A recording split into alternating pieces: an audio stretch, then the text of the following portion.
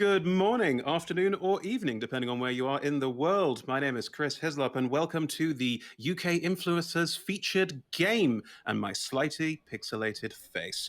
Hope you're all doing well today, and we're thrilled to be streaming Dungeons & Dragons for you at twitch.tv/D&D. So, you all know about D&D, that's all fine. Don't think we need any further intros there, but in the meantime, should we go around and meet our lovely selection of players? UK influencers all, apart from one or two guests.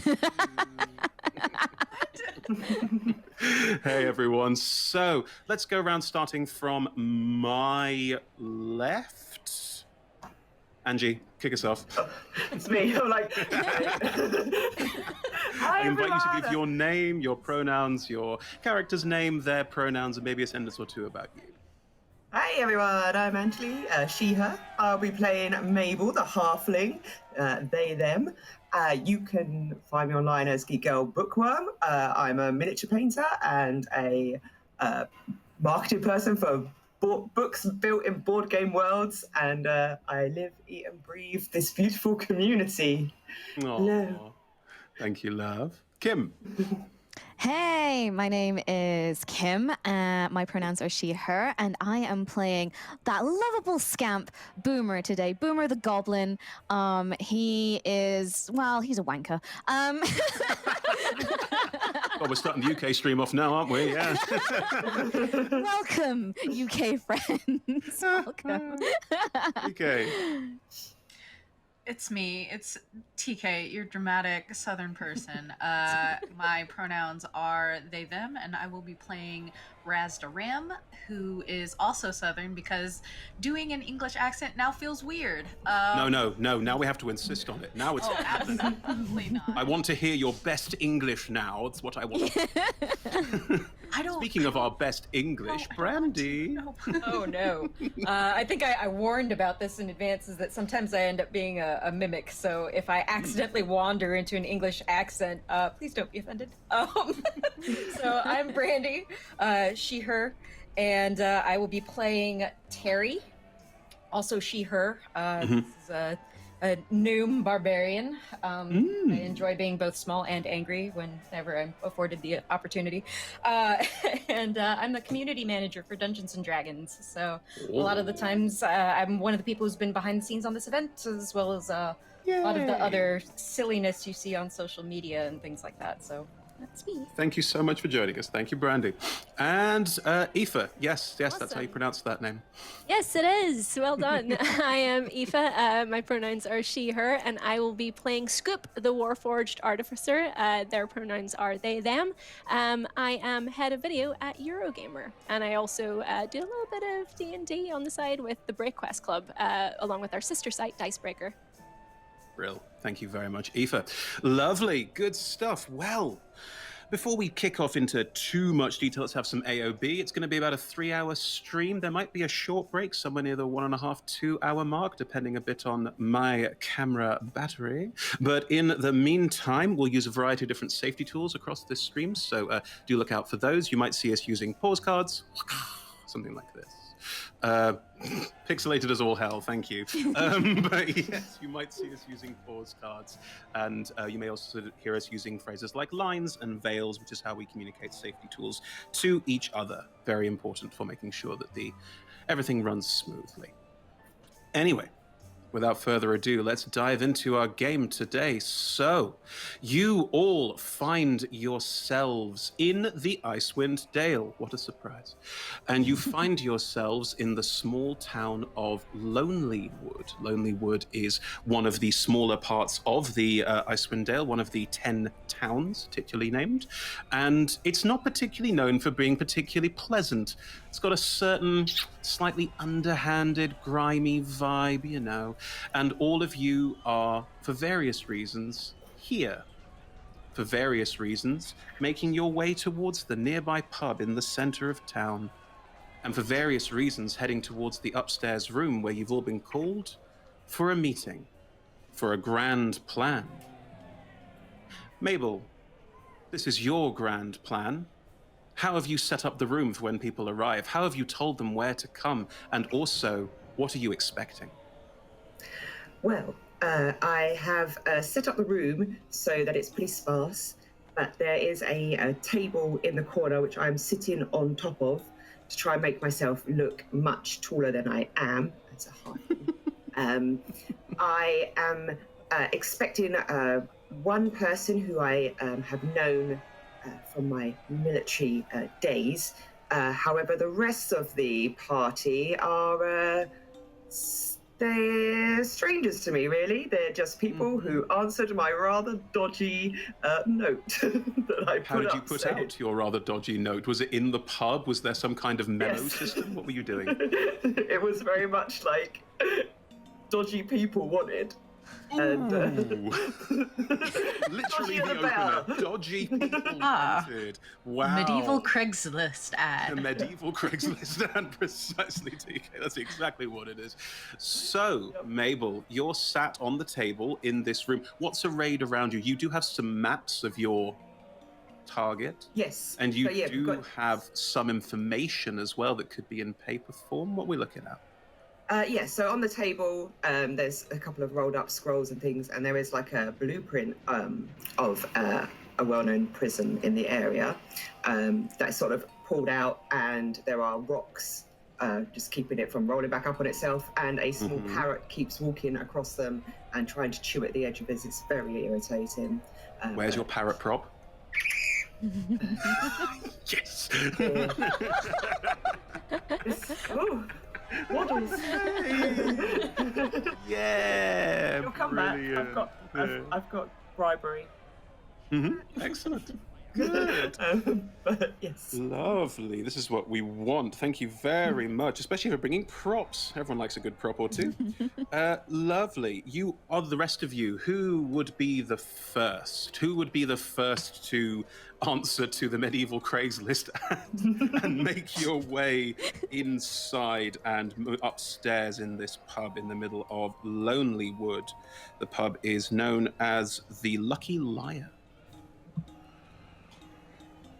Oh, I'd Anyone? probably go first. Oh, there we go. I'd buddy. probably go first. So, I've got Brandy, nothing better to do. Who walks in the door? So this very burly, muscular female gnome who, honestly seems like she's more ripped than she should really have bothered with. Her muscles are actively getting in the way of her movement. Wow. Amazing. And yeah, and she's got short black hair. It's poofed upwards in like trying to almost an intimidating kind of way. And she's got wax that she's like dragged through it to make it look like icicles. Wow. That is, we've got some look going on here as well. Yeah, she's Nice. definitely got a look going on. I love Guts the gnome. That's the gnome, yes. She's got pale hazel eyes, and her skin is like burned from being out in the sun from it reflecting off the snow. So you get the idea she spent a lot of time outside, very rugged looking, and she just kind of like grins and says, "So, you needed dodgy people, yes?" And you certainly fit the bill. And I'm here to help. And she just puts her hand out right out front and says, "My name's Terry. I like tearing things. I'm here to help." Oh my god. Excellent. I go to shake hands, and all of a sudden there's a bird in the way that nips at your finger and flies off again. Yeah, welcome to. You're the first, so I'm sure there'll be others along. If not, you look like you could definitely break down a door. Speaking of which, as the moment that you say there will be others along because dramatic irony is a thing, who enters? I can go. Hey, Aoife, hand was raised, off you go. So there comes like a very sort of curt knock on the door, and a very kind of narrow-framed Warforged enters. They're pretty well cared for all over. They've got quite polished bronze plates, and you can sort of see their musculature move underneath. But weirdly, for a Warforged, their hands in particular seem to be quite almost not damaged, but well worn. There's a lot of nicks in the metalwork there, and they've got sort of kind-looking amber crystal eyes that glow, and you they kind of give off a fairly trustworthy aura, I would say. They come in and go, I'm sorry. Is this the place you were looking for? Shady characters? Oh, and they're also wearing an apron that says Basilisk Ropers on it. Okay. Is it to say Basilisk Ropers, or is it the initials BR? Let's go. The full logo's on there. The full logo's on there. Lovely, Yeah. excellent. So this Mabel, this Warforged has walked in, and you definitely said dodgy, and well, there you go. Well, I mean, yes, walking robot person would be a dodgy. You look very nice, though. Like, your eyes look very kind. Scoop then goes into a side pouch and produces an ice cream and hands it to Mabel. Oh my goodness, you're now my best friend. And I don't even care if you're dodgy, you're staying just for the ice cream. Like, Scoop. This is definitely the type of mission that requires much ice cream. So, welcome aboard! Protected. Scoop, what flavor is the ice cream? Accessing flavor database. Hazelnut.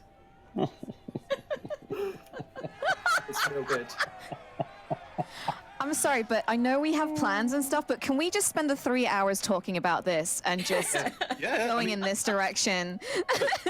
I mean, there's D&D. There's this lovely vision that D&D is like this kind of HBO-style TV show in people's minds, but we can do whatever we want. It's role-playing games. We're having fun. So let's talk more about Scoop. Aoife, tell us more about Scoop. Yeah. Let's have another Is there a character. soft serve machine in there? Or... Is there a soft serve machine? You know, there just might be. Scoop is a Warforged artificer, and they, after the last war, they set about trying to find a new purpose for themselves, and they noticed that what made a lot of humanoids happier than anything else was ice cream. So they decided to kind of dedicate themselves to setting up a little ice cream store in Lonelywood. Unfortunately, not being very au fait with how the kind of whys and wherefores of why humanoids like ice cream, they set it up in not a very smart place, not a place that people tend to go for frozen treats. So in the last 2 years in particular, nobody really wants an ice cream in the middle of a snowstorm, so the business has suffered a little bit. So now they're kind of trying to diversify their income, hence... Dodgy characters wanted. Okay, well, there we go. It's a thing. Lovely. Behind Scoop, as Scoop walks in, another figure climbing the stairs. Okay, Kim, one of you take it. Boom is going to be last. He does not keep time very well, so Yeah. yeah. Yeah, so in that case, it's going to be Razdarim.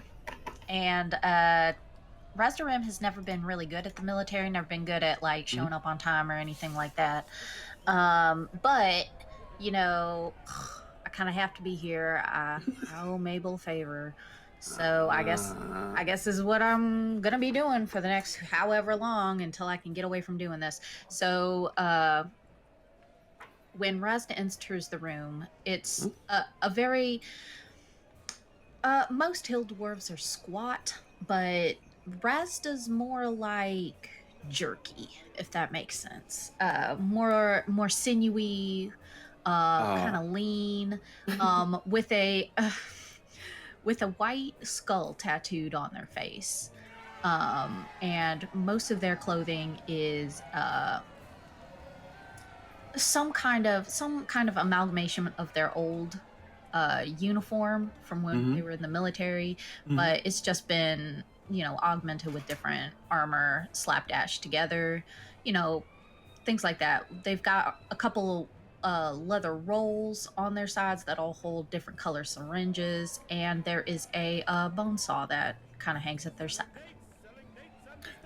Is it just me, or did the tone just shift? Yeah, okay.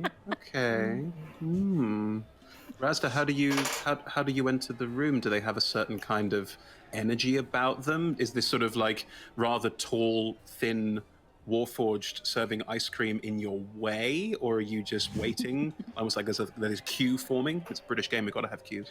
Yeah, it's definitely going to be a queue at first, and then Razda just kind of like elbows their way into there because they don't have time to wait. First of all, like we have things to do, and if I'm gonna have to be here, then I'm gonna have to be here for as little time as possible, and that means getting in and then getting out.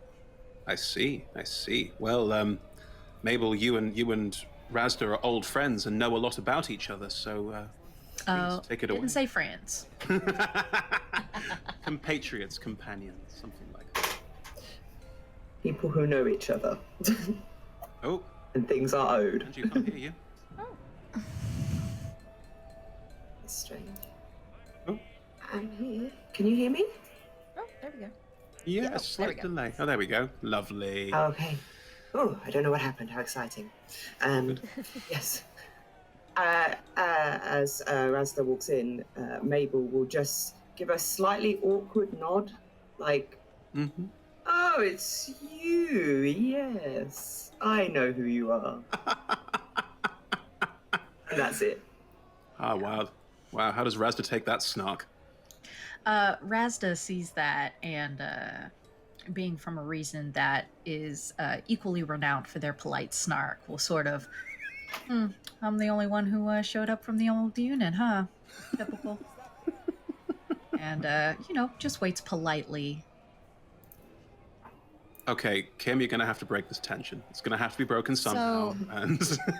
As these two are snarking each other, Yeah. they probably don't hear in the background these kind of big coming up the stairs, and then you always see something just kind of peer around the corner, and then a little canister is thrown into the room, and ding, ding, ding, ding, ding, at the bottom of Razda's feet, and then a load of smoke, just black, thick smoke, fills the room. Yep. And then, so you're probably all like, and as it starts to clear, you see the outline of a tiny goblin. Oh, hang on. And then you hear this. G'day, mates. I heard you wanted some excellent talent on this crew. Boomer is here. The magical, wonderful, mysterious Boomer. And as the smoke clears, you see a very battered and beaten up, like his ear has like chunks missed out of it. It's a little green goblin. He's got a very messed up tiny breastplate slapped on him with a couple of straps. Everything is covered in grease, soot. He stinks like of BO, sulfur, definitely smoke. A little bit of him is on fire, like just a little bit, like the tip of his ear is on fire, and he whatever. Yeah, and he's just standing there posing, waiting for you all to just, cough your lungs out, and and he's posing what he thinks is heroically, but I mean, do you want to roll a performance check? So the first roll. Yeah, why not? I'm sorry, so half That'll be a 7. Dwarf, 7. goblin. Is Warforged. this a Warforged in a daycare? Especially with Boomer here. No, as 8 established, the halfling's in charge. Let's be very polite and respectful towards the halfling. That's how this is going to go. Yes. And I feel that Boomer, that may be like my bad. I may not have put the most well-worded note together. It makes perfect sense that this is what would turn up. Well, Mabel, now that your crew is assembled, would you like to explain what you need to do? Yes, welcome everyone. I'm going to assume this is everyone. It's normally about this many people that turn up for these type of things. Yeah, so I've called you all together for something rather exciting. Have you heard of Revel's End? Anyone? Oh yeah, got a few mates banged up in there. Nice place. I thought about going on holiday there. A little short stay. I think they've got nice beds. I heard room service. Great. Your choice of rets. Yeah. Well, prison, but sure. Yeah, I mean, your wish may be granted. You want to go on holiday there? Well, step right up. Have I got the holiday package for you? Because we're gonna break into this prison. There's a person in there who needs to be dealt with, or freed. I don't know. Maybe dealt with, but probably freed. Depends how we feel. Let's see, shall we? Dealt with. Yes. You up for that? Scoop, I'm looking at you. By dealt with, do we mean maybe released, having some sort of party for them when they get out? I assume this is. Sure, I mean, a wake is a type of party. Razda would high five over that, but they're still. Aw. Can we have like the moment of like, I'm gonna high five that? No, I'm not. Is there a possibility of setting up maybe some sort of ice cream shop outside this prison? Is that? Do you think? I mean, they must get visitors at this prison. That seems to be a thing. I'm not sure how many of them get visitors in this particular prison. There isn't a lot of people that want to go in and say, "Oh, good golly, I miss you, you scallywag." It's not that type of prison. It's more of a go in there and we don't want to really see you again. But there must be foot traffic. I'm gonna assume there's a business. I mean, we'll see when we get there. Well, Who knows? speaking of seeing when we get there, you do have quite detailed plans of the prison, and you do have quite a detailed setup for how the prison operates. So, allow me to describe, as we're not using maps today. The prison is a panopticon. A panopticon means that there is a central point where you can see into all of the cells, all of which are barred and open in a circle around the central space. And a small number of guards can, at one given time, be looking over a huge number of prisoners simultaneously, because prisoners don't know if they're being personally watched at any point in time. It's a theoretical prison concept from the real world, but in D&D, it exists. Now, this prison, anti-magic protections exist inside all of these cells, so anyone in those cells cannot use magic of any kind. The prison itself is in a sort of loose star shape, and this central circle, the panopticon, is the main feature of it, and around the outside you have various guard towers, various other smaller rooms, a couple of courtyards where prisoners are allowed to exercise a couple of times a week. There is a dock to the north that leads out into the Sea of Moving Ice. To the south is a footpath that leads up to it, and to the east is a large rock that takes up most of the eastern side of the building, called the Windbreak. Hang on, I'm finding it. Called the... it's called something. It's a big rock. We'll go with Windbreak. Big rock. It had a name. I can't find the name. It doesn't matter. It's called the Windbreak. This gigantic rock means that it's protected from the winds howling down from the northeast, which is, it's on the edge of the Sea of Moving Ice. There is very strong ice and wind and general northern unpleasantness around this space. But the prison itself is quite well protected by this rock. As on the path on the way up, there is a front door that lets you in.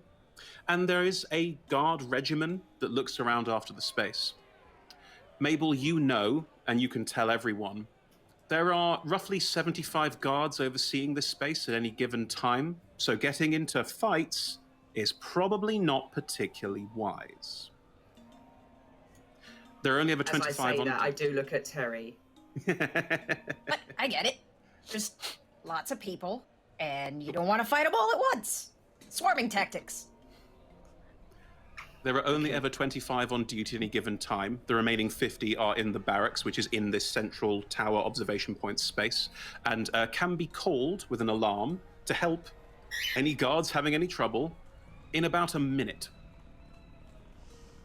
So, It is a space you want to sneak into, a space you want to be cautious, a space you want to be careful, a space where you want to not be, setting off unnecessary explosions. Boom.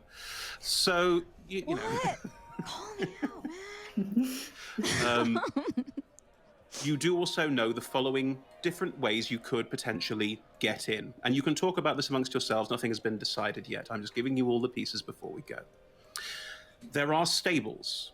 Those stables have a number of different mounts and things in there that could potentially be let loose. They're people who arrive by the path. There's nothing else around here. It's not like there's a town nearby. So they do offer shelter to people, but they do insist on taking all weapons off people. And they do check people and pat people down. And while you're there, you're kept in a secured space, which will be harder to get out of.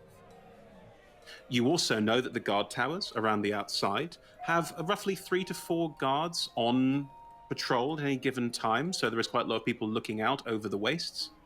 You also know that some of these guard towers have trapdoors that lead inside the prison, would be an easy way of entering if you manage to somehow distract the guards.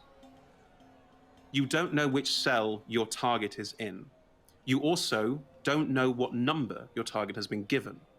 All prisoners are assigned numbers when they are let into Revel's End, and their real names are kept on record somewhere else.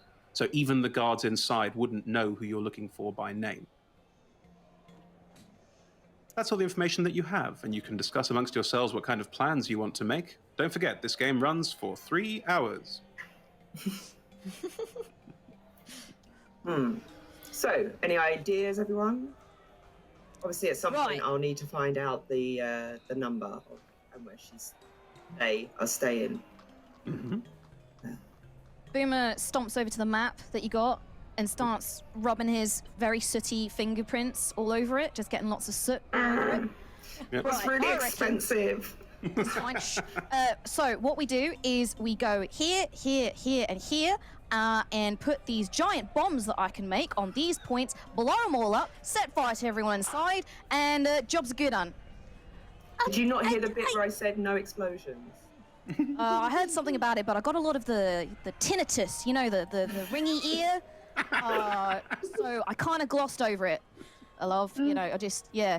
So, boom, yeah. Yeah? Anyone else? No. Okay, right. I think I'm with the wrong crowd. That's plan C. Plan C. Okay, C. Plan C is we just blow it all up and put everyone on fire. I do think you're onto something with making a distraction, though, because explosions are very distracting. If I might, distraction. Everyone likes ice cream. I do have an ample supply, and I imagine they don't get many traveling ice cream salespeople. You are the first I've seen, yes. Definitely the first I've seen in the Dales. Oh, well, thank you. I do put a lot of pride in my work. So we have a potential distraction in a massive explosion, or a distraction with an ice cream maker. Also good plans. Razda had their hand raised. Teak? Like, honestly, I kind of feel like Boomer's onto something here, because it doesn't matter if they're alive or dead, right? So just kill everybody and it's sorted. Wow. Yeah. Dwarf's my That's new best true. friend. New best friend. You and me, Dwarf, best friends. I mean, that's... That feels bad, but I'll take it. I mean, this is my fault. I did ask for dodgy people. I see that now. That may have been a small error on my part. So, right. Is there anyone here particularly good at being stealthy or sneaky? Well, that would be me as the rogue, probably. Ironically, me! Okay. I don't know why when you said we're gonna do a prison break, I was like, I'm gonna make a grave cleric. That seems reasonable for a stealth mission. Look, Look, I will say this from the outset. One of my favorite things about D&D is that everything works. So, we have 2 potential stealthy sneakers, although Boomer, and we have 2 people voting for blow the whole place up. That's also useful. I do also have the ability to forge beautiful documents of great forgeries. I do have a great. I don't look like it, but I have a great cursive script, and I've got a whole selection of wax seals. And he opens up a little box just full of wax seals. So yeah, we could create some documents if you want that. Anyone want a passport? You want a passport? Hey, you want a passport? I mean, I guess I could animate an undead army and them all in there. And honestly, that's amazing. What if they were just like dressed up as a contingent of prisoners that we're delivering? Oh, that we're delivering icing, but really it's bombs. I get it. Love it when I wasn't going there, but I am now. Oh, yeah, sure. What were you saying, Aoife? I do have that functionality. I'm sorry, to make ice cream bombs? Ice cream bomb. It is possible, with a little tinkering. Exploding snowballs. Yes. Yes. Yes. I also have acid ice cream functionality and also poison ice cream functionality somewhere in my database. Okay. This is a long list of things I was not expecting to learn today. Yeah. You look so kind and just. Raz just slaps ice cream cones out of everyone's hands. Like, don't eat that.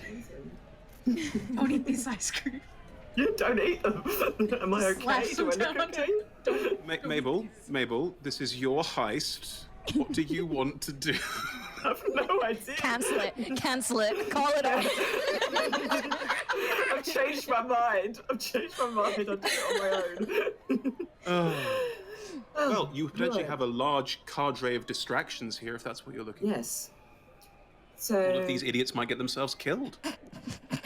So, well, that's true. I mean, as long as I can get in, it's fine. They're disposable, really. What? What? I didn't say that out loud. Don't worry.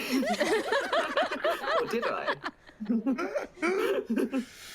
I mean, if you think of them as potentially as distracting, I mean, if you have the potential of sneaking in a different way or inviting them to do things that will help you get what you want, maybe this would be a good solution. Y'all don't have to agree to anything that Mabel says, FYI. You can say, no, I don't want to be a distraction. But, Razda, your hand is raised. Yes. I actually had a really, what I consider to be an important question, which is how much are we getting paid? And if our individual plans or actions lead to the deaths of any of our companions, do we take a pay cut?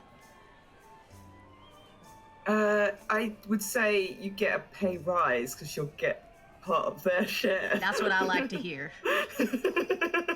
You've done it. Okay, you kill a member of your team, you get more money. That's not an incentive, that's just a fact now. I'm actually going to write negotiated a raise into my bullet point journal now. It's been a very productive weekend. You know, I wrote down here somewhere that PvP not encouraged during this event, and okay, good, right. It's now incentivized. I'm not encouraging it, I'm just saying, if it happens. It happens. As long as it doesn't happen to me, I'm okay with it. So, Mabel, Yes. what plan would you like to make using all of your allies' various abilities to get into Revel's End? What's the, Guy Ritchie, Ocean's 11 smash montage of all the things going well? I don't know why, but I really want the undead army dressed as prisoners. That'd be very nice. Yep. Mm-hmm. Possibly with some sort of explosive snowball effect, because I feel like it's not a big explosion. Like, even if it just exploded ice over everyone, then that's pretty cold. And then as a very last resort, I'm going to make sure that Boomer does have some explosives ready to just somewhere where I can then sneak in and get underground and into the Yeah. Okay, so we're talking about teams here. We got you and Boomer on a team going to do the sneaky around the outside, Yes.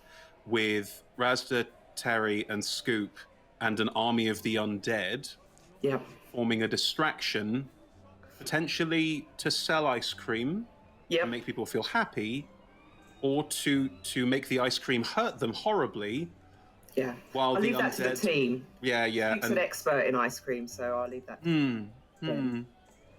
Okay, this sounds like a plan.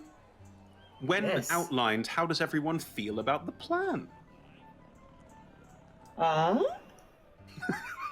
Do you do that face? I do feel like we left out the part where you find out who you're looking for, right? You Well, mentioned that will happen once I get in. Okay. In to get that information. I'm assuming there's like, a head honcho dude who has a nice office somewhere further into the building. Do my plans show there's a that's who I remember. Her office is on the on the top level of the high tower in the middle of the prison. Oh. Yeah, that's where we're going first, or at least. Female warden, you go, girl. Very sorry if we have to kill you. But, that's. I am equal as sorry opportunity as to- if it were a man. That's equality. Well, we do one of have the to. 5 of you. Yep. No, go ahead, Brandy, please. So it has to be a long distraction, right? Because you have to go all the way up the tower and then to wherever the prisoner is. Well, I was thinking if I got us if I could get in, then I could somehow get you in as well, rather than you all just hanging out and then me having to go to the warden on my own. Because while I am sneaky tricksy, Terry, you could definitely do a bit more damage than I could. I'm pretty good at tearing things. Yeah, and there's probably going to be at least 2 doors I'm going to need to have torn off the hinges. I can do that too. Okay. Excellent. So is Terry part of team sneaking through a tower, or is Terry part of team go in the front door? The part of go in the front door, but we'll sneak in and then make our way back to the front door. Hopefully it all goes well. Okay, sounds like a plan has been hatched. There's a rather sort of snap cut video montage of that plan going perfectly, obviously, because it's that kind of movie. And in that process, you manage to you open the jail cell of your target, and it looks like you're going to be able to achieve what you wanted, Mabel. Lovely. Ooh. I mean, this will go off without a hitch, of course. Yeah, this was pretty good. Cool. Thanks, everyone. See you later. Well, in which case we can move forward. You can all reconvene outside Revel's End, a couple of miles south on this very cold path. You've all made your way there. Have some of you made your way there together? Was there like a group let's sort this out together, or was it more of a one-on-one, all meeting at the appropriate time in the appropriate place? I feel like to get an army of the undead, we definitely would have all had to work together to get said dead first. We want to do a body heist first? Is that what we're doing? Oh no, I know a place. Oh god. It's fine. Create more bodies. I guess I should have been more specific. When I said army of the undead, I more meant that I could cast a spell twice that would animate one person. So army is just too fun. Sure, yeah. A couple of undead. It doesn't require concentration, so I can do it twice. It's fine. You can, it's true. Yeah. Good. So you can have Okay. 2 dead animate. Cool. Can you make them do things? Like, could they make yummy noises around the ice I have cream 2 being- spare aprons. They probably could. Oh yeah, they could be yours. They could be working with you. I like it. It's kind of weird though to think of them as licking ice cream, because all the saliva's all dried up and everything, so it'd just be with these dusty mouths and broken teeth. I mean, there's a real good chance it just sticks to the ice and there's breakage and things like that. Oh, that'd be funny. Are these undead ice cream salespeople, or are they prisoners? This is the thing, is that we could have them be prisoners and pretend it's a prison, like that they've escaped prison. And I can make the documents relevant to their capture and interment. See, I know fancy words. We could have them selling ice cream, but we didn't come up with a proprietary jingle ahead of time, so that might be a small hitch in the plan. I'm sure Scoop has a proprietary jingle. Nice. I will. This is Scoop's half of the plan, so I will defer to Scoop. Well, it is your. They are your undead, so the less I have to do with them, the better. So how about I defer, and I will go ahead. I will try and distract some of the guards, and maybe they'll be distracted enough to let you pass through without checking the documents too stringently. So we're using undead as ice cream salesmen in a distraction. Oh yeah, and we're poisoning people. That's right. I remember now. Oh yeah, there was the mention of poison ice cream. Yes. That was, yeah. We could poison some of the guards in the front and they wouldn't know. It's brilliant. Yeah. Excellent. I'm very excited. Okay. Also, I imagine meeting up like this. Razda was like, okay, we'll meet at this place, and then we like awkwardly all go in the same direction. I was like, okay, see you later. And we all just like go out the door. Yeah. Cool. So, Terry has shared access to bodies. Would you like to elaborate where these bodies are coming from, Terry, or are they just bodies you happen to have? Well, it's actually there's a lot of dead people around in Icewind Dale. You just have to do a little bit of digging. And I happen to know a space nearby because my clan passed fairly recently. I came back from a hunt and they were just gone. So I know exactly where they're buried, and they're very well preserved under the snow. So they should be in a good enough condition for your needs. We have undead. We're bringing back your family. Undead Well, I gnome mean- ice cream salespeople. We I mean, have they don't undead need gnome advice. ice cream salespeople. That is a thing that is happening. Since they're gnomes, I don't want to be like. Yeah, I am gonna say, can we dress them up as like Girl Scouts or? I mean, you put a cloak on anybody and they're kind of whatever you want. So. I do have a disguise kit as well. What you do, Bimmer? What you do? It fits me, but I'm good with a needle.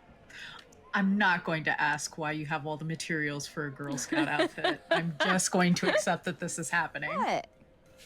I have diverse skills. Yeah, that's They're very- for me. God, you said skills and not interests. Good. Right. It's just a boomer in a maid cafe uniform. Look, sometimes the criminal business is not very profitable, so I moonlight as a Girl Scout selling cookies. There's no shame in it. Absolutely you know. not. Each to their own. Everyone likes a good dress. Exactly. They're chocolate chip cookies as well. Yeah, who could say no to a Girl Scout? Every single time I see a Girl Scout outside, I gotta run outside and buy whatever they're selling, so that makes sense. Exactly.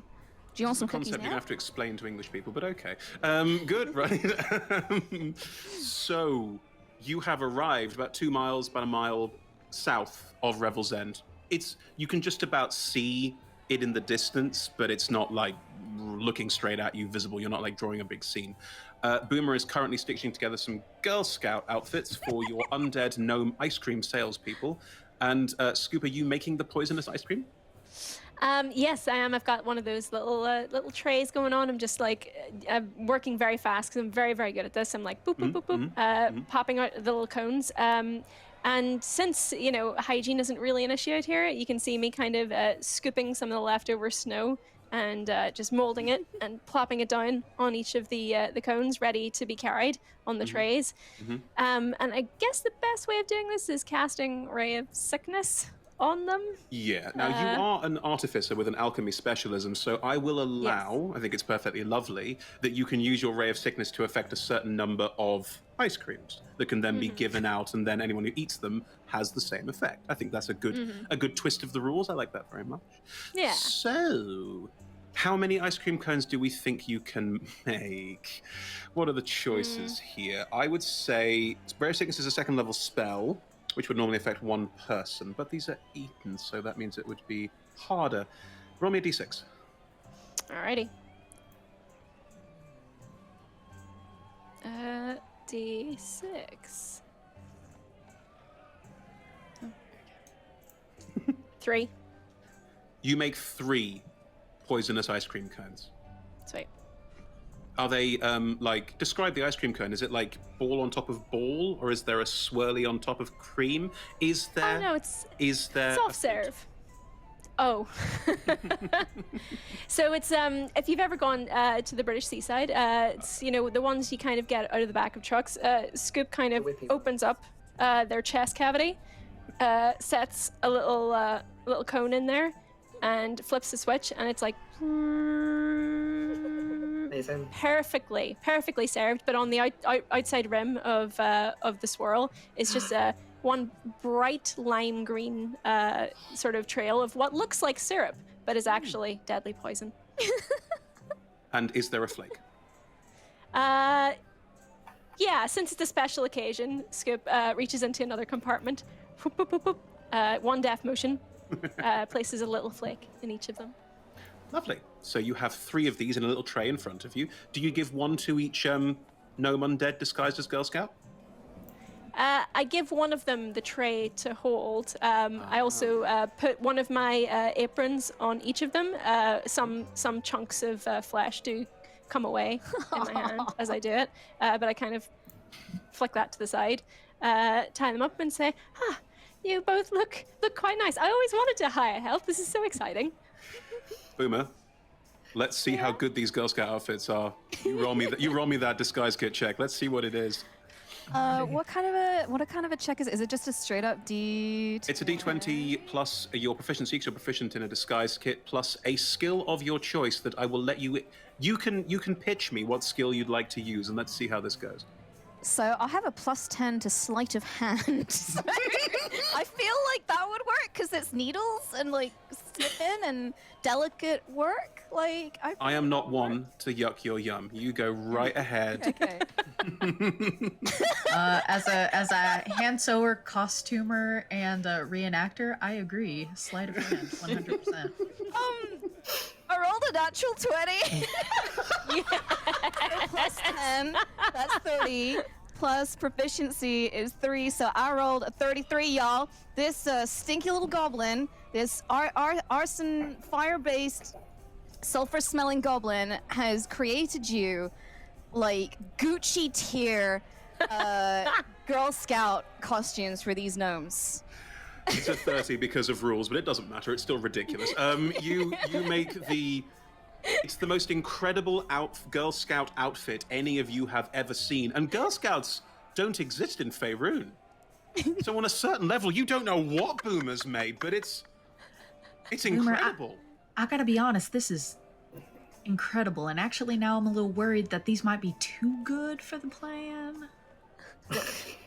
You've got to appreciate the art. I think the art, I don't know what my voice is doing, by the way. I think I'm being lost in the emotion of how beautiful these outfits have turned out. They are. This looks like the Met Gala that I know about because of magic. Oh, dang it. I know. I know, fancy balls. All of you. I've been to many a fancy ball, so that's what I base the design on. So yeah, they look so beautiful. They look like tiny princesses. Yes. I'm so proud of myself. With an apron murdered children over the top. A little tray with ice cream. Okay. Scoop is also like standing like a couple of inches taller because they're so proud seeing their ice cream being held in the hands of these angels. I'm not gonna This is lie. awesome content we came here for. I would die for these dresses. I could maybe make you one. In fact, Scoop here, and I hold up a little apron that's just it's Scoop's apron, and it's just a little bit shiny. It's got like gold thread and sequins and like fake diamante crystals in it. Like fake as hell. It's fake as hell. If Scoop could cry, if Scoop could produce liquid, they would right now. They're Just so not happy. just drip ice cream. Just cries ice cream. Cry Sorry. ice cream. I appear to be malfunctioning. Oh no. Is that where the poison comes from? Sometimes, yes. Oh, this is weird. Okay, I so found we my have- people. I found my people. Okay. We have the setup. Good, very good. So, Scoop, Razda, Terry, you're going to go with the angelic undead children to the prison front door to offer them ice cream. What's the pitch? We are expanding our business from Lonelywood. You can check us out. Basilisk Ropers. I believe I have a card somewhere. But this is part of our outreach program where we're selling ice cream and bringing smiles across the land of Icewind Dale because everyone knows, well, we do need a reason to smile these days, don't we? Beautiful. Wonderful. So, Scoop's going to be doing the talking, I presume, Razda? Terry? Oh yeah, for sure. I'm not really a salesman person. No. But I did bring some sample spoons. They are just sticks, but you use what you can out here. Are you covering in any way that you have a skull tattooed on your face? No. This is a rehabilitation program. Oh, lovely. Okay, good cover story. I like that. Terry, you look terrifying. Anything you're planning on doing to be part of this little grouping of ice cream salespeople? I'm really just the muscle making sure this group stays safe out in the Dales because they're Dales. Good Very thing. dangerous. Very good thing. Yes. Good. This seems like a perfectly good cover story that all of you can definitely pass checks on. Right. At the same time, Mabel, Boomer, are you going around the outside to go to one of the side towers to wait and see if the guards get distracted and then climb up and use one of the trap doors? Is that the plan? Yes, that is probably the plan. Fantastic. Yes, definitely. As we're going, I would like to just can I take a look at some of the? Can I see any guards at the moment at all? If you and if Mabel and Boomer start skirting around the outside, and you are both experienced rogues, so you have the ability to make your way quite safely through the ice and snow. And roll me a stealth check with advantage, because it's quite hard to look out onto this space. Do I need to roll one as well? Yes, please. Stealth check. The guards roll distinctly average. 6, 20. Oh, well, thank goodness for the advantage because I would have missed. But the other one was 21. So 21 Nice. rogue. I rolled an unnatural 20. Which makes a total I'm of... truly blessed today. Yeah, sorry, 20. 16 plus 4, unnatural 20. Yeah. I mean, unnatural. I heard natural, sorry. Yeah, good, sorry, yeah. So the two of you, invisible to the guards, are within about, I'm going to say about 50 feet of the outside of Revel's End. And as you get towards the outside, this structure, there is this sort of curtain wall almost in this star shape that's around the whole of this large central tower and space in the middle of it. And it is imposing. It is very, very big. Like the central tower goes up, a couple hundred feet at least. It's a big old building. And this outside tower is tall as well. Each of the outside towers goes up to a good, again, about 2 stories up. So we're talking about 30 feet up.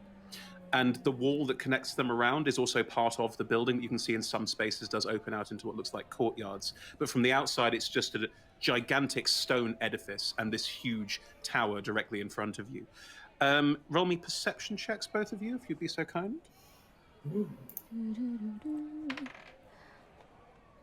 10.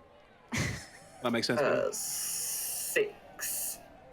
You looking at the top of the tower, you can make out a couple of figures moving, but it's hard to tell if it's the same couple of people or if there's like people moving out and moving in again. You can't tell how many people are up there.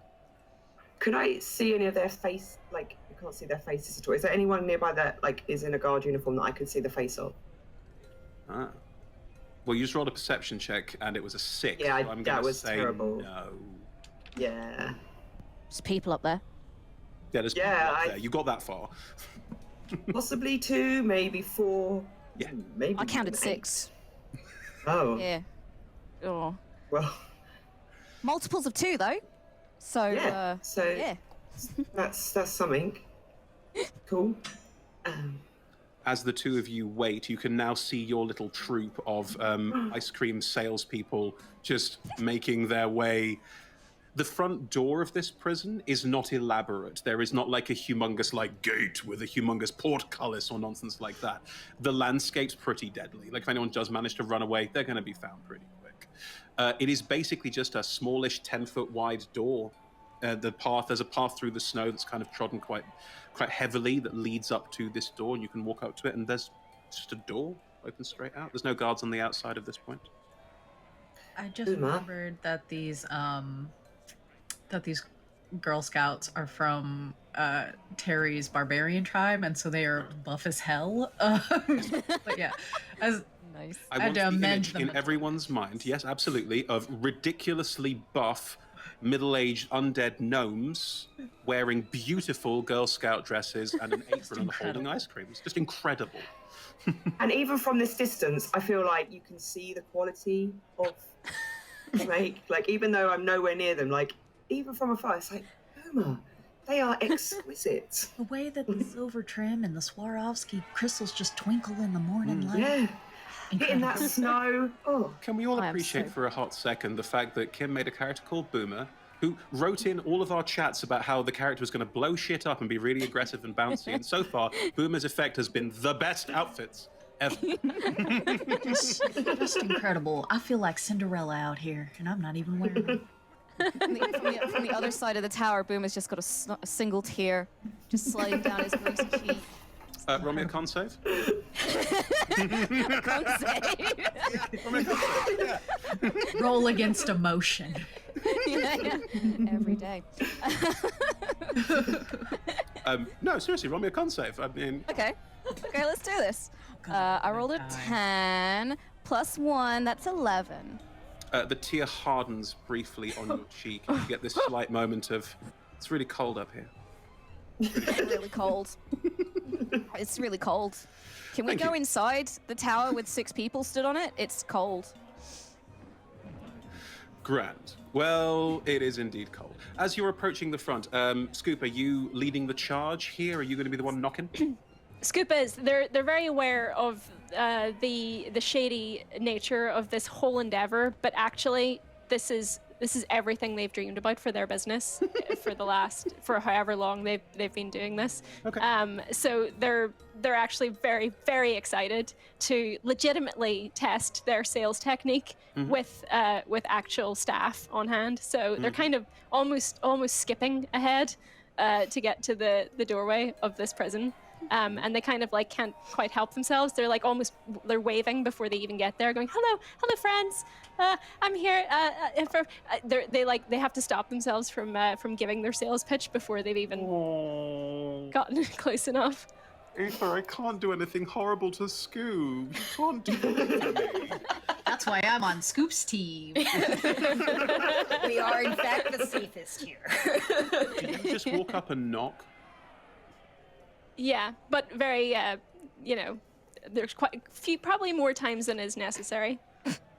The doors open and a figure opens and steps forward. This guard, though you can't see them very closely, is wearing what looks like a sort of standard outfit. There's a quite heavy armor, splint mail. There's a shield on their back and a sword at their hip. And they just look at you slightly confusedly. Hello, can I help you? Yes, hello. My name is Scoop. I'm the owner and proprietor of Basilisk Roper. You might have heard of us. We're a small independent ice cream store in Lonelywood. I had a card somewhere. Never mind. But this is part of our new outreach program. We're here to hand out free samples, perhaps give you some new sales. I have my lovely assistants here helping me. I have a whole database of flavors, but for now, we have some free samples if you would like to try. Roll me a persuasion check, please. I've never had anyone tell me they have a database of flavors, but I'm intrigued and enchanted. I'm into it. It's a 10. Hang on. First, I'm going to roll a perception check, see if they notice the undead. They've got a brick of 30, yeah? They don't notice. Right, good. Let's see how the persuasion check goes. I rolled a 6. Okay. You've come from Lonelywood, which is a good 2 days' walk away, to sell us ice cream in a prison.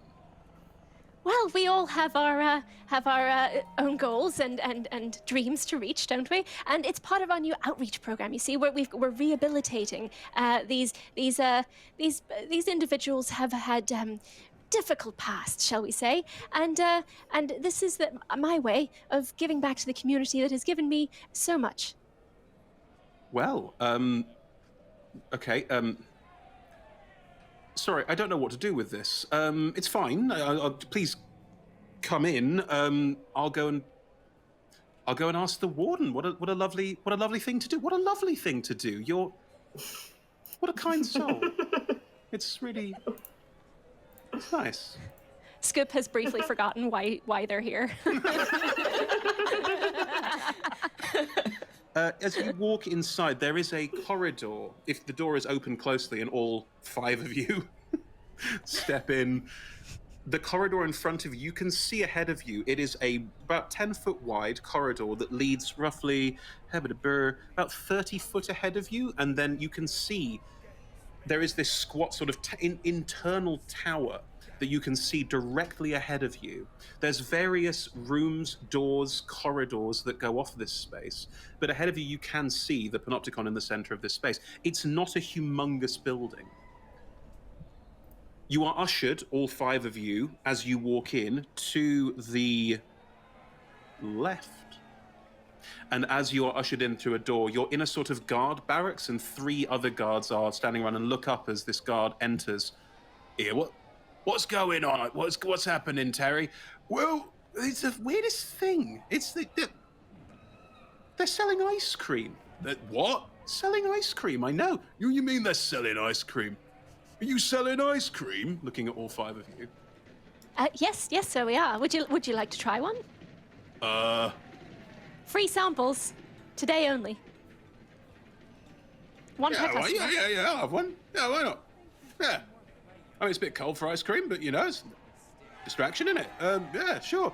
Oh, can I have one too? 2 of the other guards, shut up. Oh, sorry. And the clearly lowly guard who was forced to open the door moves back as the other 3 step forward and each take one of the samples from the tray. Shouldn't we check with the warden about whether this is above board? And, no, it's free ice cream. Do you make more ice cream? Looking at you, Scoop. I can, yes. Would you like another free sample? I mean, we'll have these ones first, but yeah. Here, Terry, you go talk to the warden, and the rest of us will eat the ice cream, and then we'll guard. I mean, what's an ice cream salesman? 2 Girl Scouts, and well, we'll guard these 2, and then we'll get back to you with more as we go. All right, probably the best plan. All right, okay.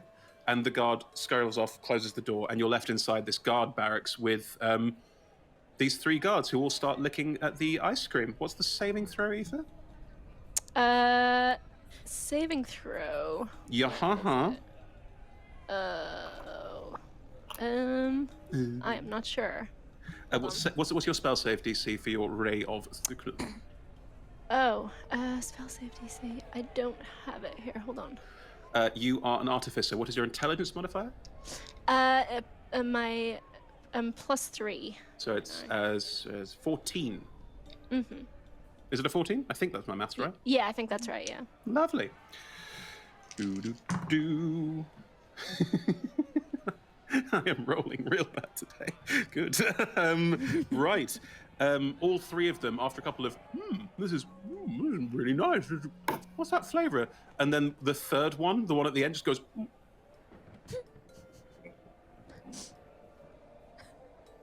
You're right there, Jack. Just vommed in my mouth a bit, it's fine. And then rushes off to the outside the room. There is a door and starts running outside, clearly running for some kind of latrine. As he goes, the one turns back and goes, I think there's something wrong with your... Just leans forward really, really heavily. And again, just holding in, just... Oh, God. And also runs out of the door. The third one, looking horrified at his two friends who've just left, just looks back at you with a horrified expression. And there's clearly that moment of, maybe it wasn't all three. Maybe I'll be... And then just literally leans forward and vomits all over the floor horrifically. And is also clearly just like kneeling down, just having a really bad day. The other two have run off. There's just this one vomiting guard left in front of you. What would you all like to do? Let's see. We're alone in the guard room now, basically? You are, all five of you, you three and the two undead, are in the guard room with one very ill guard. Well, Scoop immediately bends down and says, "You know, the ice cream really is good. I would like to just let you know that it is good. It's just an off day, and if you come by the shop later, I will make this right. I promise. I promise." I'm not eating anymore. As he comes out, it's just more like dry heaving at this point, trying to clear the stomach. Definitely. Anyone else doing anything at this point? Well, that's just rude. I'm just gonna knock him out. Raz was like, too. Raz like, that's rude. I feel like I like that. Yeah, I'm just gonna try to smack him on the back of the head and knock him out. Ooh, I see. Well, you do attack with advantage because the guard is down, but and this will be a surprise round because the guard has no idea you're about to attack him. I will say that these are pretty hefty-looking people. They're not going to go down from one hit, even from a big old bad barb like you. All right, well, we'll give it a try. Okay. Roll a d20 and decapitate him. We'll give it Challenging. Oh, my luck wasn't that good. Let's see. That's You gonna be rolled advantage. I did. You rolled That's advantage. Oh. 18. You lean down to smack him on the back of the head, probably turning the flat of your axe. It is an axe, isn't it? Yes, yeah, I've got a hand Yeah, axe so for this. So. Yeah, you turn to the flat end and just try and hit him on the back of the neck to knock him out. And it just gong, hits the armor on the back of his neck. It's very well armored. And you just get this sort of, what's going on? And just trying desperately to get up and engage all of you. But I'm afraid is now aware that all of you are probably here on some kind of nefarious purpose. So I'm afraid I'm going to have to ask you all to roll initiative. Is that? I don't know. I appreciate that. Is that Just Mabel and Boomer included? Mabel, Boomer, you're on the outside and have no idea what's going on. It's probably fine. Would we have seen them? Would we have seen guards running out? You currently have no concept because this is all inside. Yeah. They've not run outside the building. This is all happening inside. You're still I on the see. outside waiting to see what happens here. I think this is Did going we really see well. the? I think Did we it's see fine. the young skinny one? You've not The seen one that any of they- the guards. You saw the one that poked his head out the door briefly, so you Okay. could... 'Cause he yes, you left. saw that one Okay. close enough. He has left, yes. He's gone to talk to the... But you did see that face, yes. I see that face. Sweet. Yes, you saw that face. Excellent. That is good to know. What have we got for initiative rolls, peeps? 21. 21 for Scoop. That's a 2. 2 for Terry. I got an 11. You got an 11, and your undead can go on your turn, either before, during, or after your turn. I don't mind. Sounds As good. long as they go with you. Right, Scoop, you go first. What would you like to do? This guard has clearly recognized that something is up, but it's still poisoned. Well, I think Scoop is gonna go. You know, I really am so sorry about this. And then if everyone was watching closely, they'd see that their scoop that they use to make ice cream often is also a bit of a mini mace. Through which is a conduit because they are an artificer, and they're going to cast acid arrow at this guard. Oh my god. It's a spell attack roll, I believe, so make that spell attack roll. 23. Yeah, I mean, he's currently stumbling around the room, still ill, still poisoned, with very much an trying to sort this mess out as you launch out. Do you throw a ball of acidic ice cream at him? Yeah, I do. I reached into like one of the pots in my side sort of canister and just just a little scoop right on top of the back of his head, I assume, because he's still throwing up. Yeah, well, he's not so much. He's sort of stumbling around the room in a bit of like, oh god, what happens now? Like, not quite sure what to do with the situation. Still feeling wretched. Roll me the damage on that because you've impacted. 12. 12 just impact in the probably near the face and neck, and just the ice cream starts burning into the side of the face and neck. It's awful. It's genuinely terrible. Good, lovely, great stuff. Good start. Razda, what would you like to do? And your zombies. All right, get them, girls. And the two zombies are gonna slam. Okay, roll me some slam damage. Well, roll me attack rolls first, sorry. One got an 18 plus 3, so a 21, and the other one got a 19 plus 3, so a 22. Yeah, both of them run in. Can you describe how your zombies attack this guard, considering that they are chonk gnomes disguised as girls? Honestly, we didn't really give them any weapons, so I assume they just go in with fisticuffs. Well, for that height, are they going for knees, groin, ass? Oh, absolutely. They want to break his legs. Okay. Especially for most plate armor doesn't really have a closing in the back, so they're going for anything that's unprotected by that plate armor. Okay, so let's see how our violent gnome Girl Scouts do, damage-wise. Both hit. So a 5 plus 1 is 6, and and a 2. So we're gonna do 8 bludgeoning damage. He's now stumbling around the room, clawing at the acid in his face, while the two gnomes are just grabbing hold of his legs and just dragging him all over the place. Why-ya-yada. Fantastic. Razda, it is also your turn. What would you like to do? It's my turn. I don't think that I'm gonna go in with Wild Warhammer just yet. I think things are going just fine. I am gonna... Oh, where are my buffs? This poor guy just wanted ice cream. I oh my know. gosh. They were mean to their friend, also called Tarry. So It's true. it's, forgive me for this, just desserts.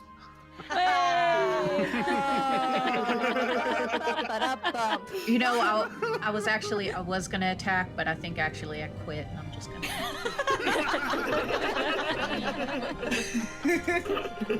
I'm actually. If you could just forward the check to my place. No, I said I was gonna do a buff, but I guess I didn't take any buff spells, so I am gonna attack with my Warhammer. I'm gonna do it two-handed because I don't have my shield out yet, but after this fight, I am gonna switch to shield, so I'm gonna do it two-handed. So we're gonna roll. This is unfortunate. It's a 13. Wow. You run in and swing out with the hammer, and it sort of impacts the sort of splint mail and gives it this sort of slight rippled boom across the chest, but you don't actually do anything underneath damage. The guard's just looking down at you with a kind of just completely out of his mind with pain and not quite understanding what's going on.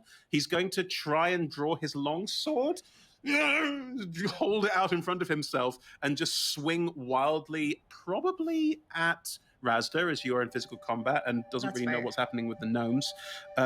Does make 2 longsword attacks, both with disadvantage because poisoned. Dodged a natural 20. That's a 12 to hit you. Yeah, that doesn't do anything, and okay. I would just like to say that what probably happened is that my Girl Scouts dragged him away from me just for a quick second. Second attack, 10 to hit you. It would have been incredible, but it was not.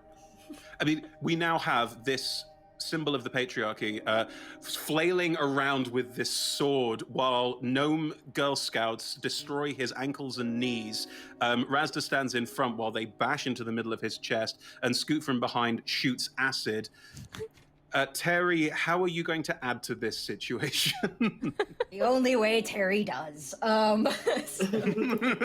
Terry's going to rage, and weird things are gonna happen.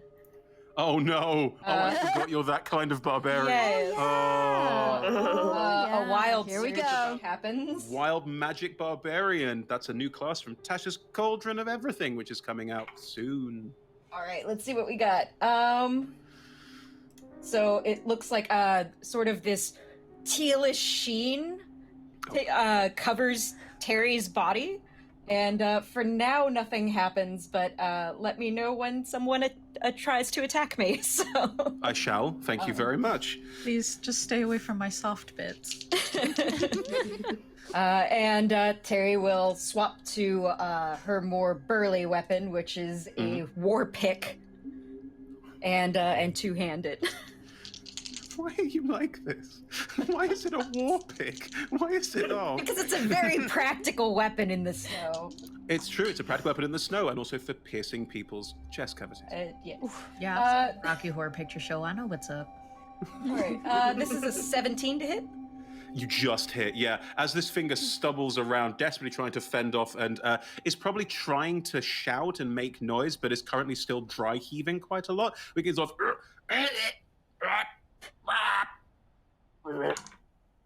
Oh, but for very little damage, his armor's still doing his work. It looks like, so that's only gonna be 4 points of damage, I think. What? I rolled a 1. Oh, dice. and your strength is a +3, so Yeah. Oh, you're raging. Oh, I am More raging. than that. So it's 2 more, so it's 6. Yes. 26. Yeah, this figure's just stumbling around like mad, not quite sure what to do. Right, Mabel, Boomer, outside. Hello. You do hear some... and we got a cat. Blessed. This stream is truly blessed.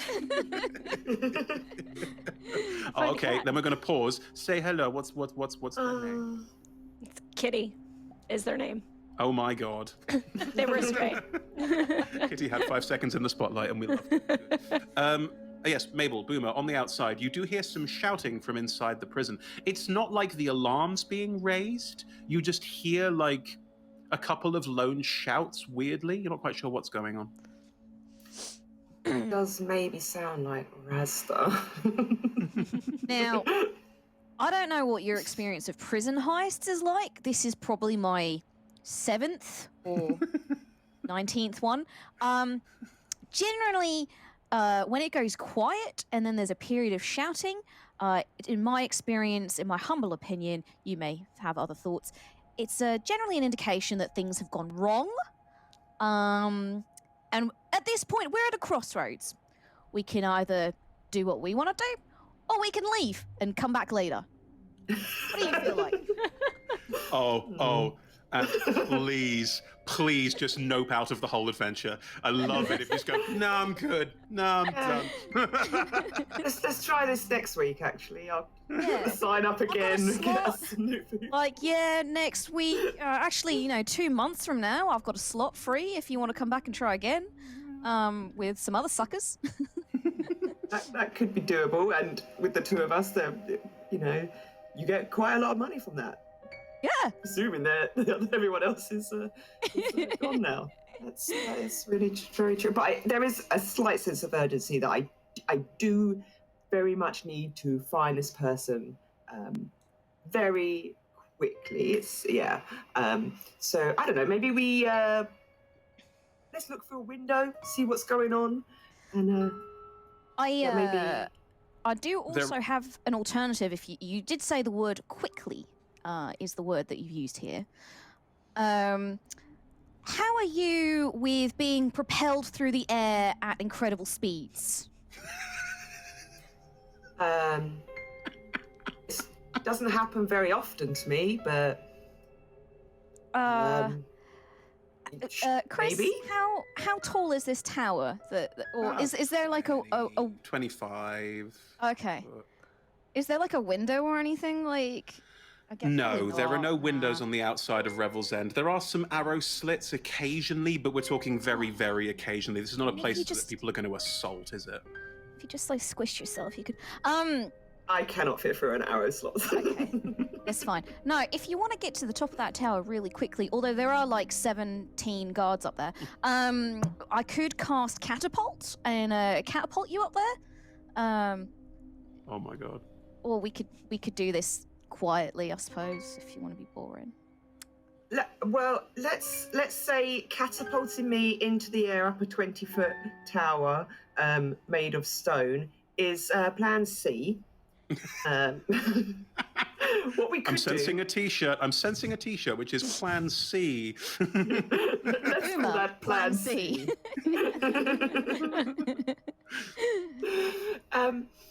We could look in the window, see what's going on.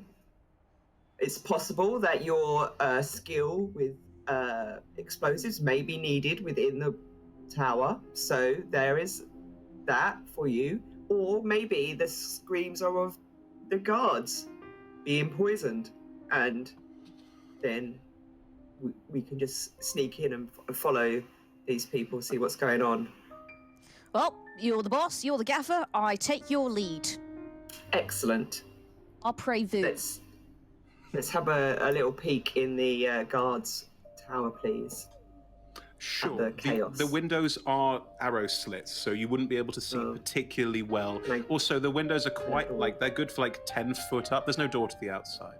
But if you go and sneak up to the front door where everyone else entered, you could start looking through there instead if you wanted to. Yes, okay. I will do that.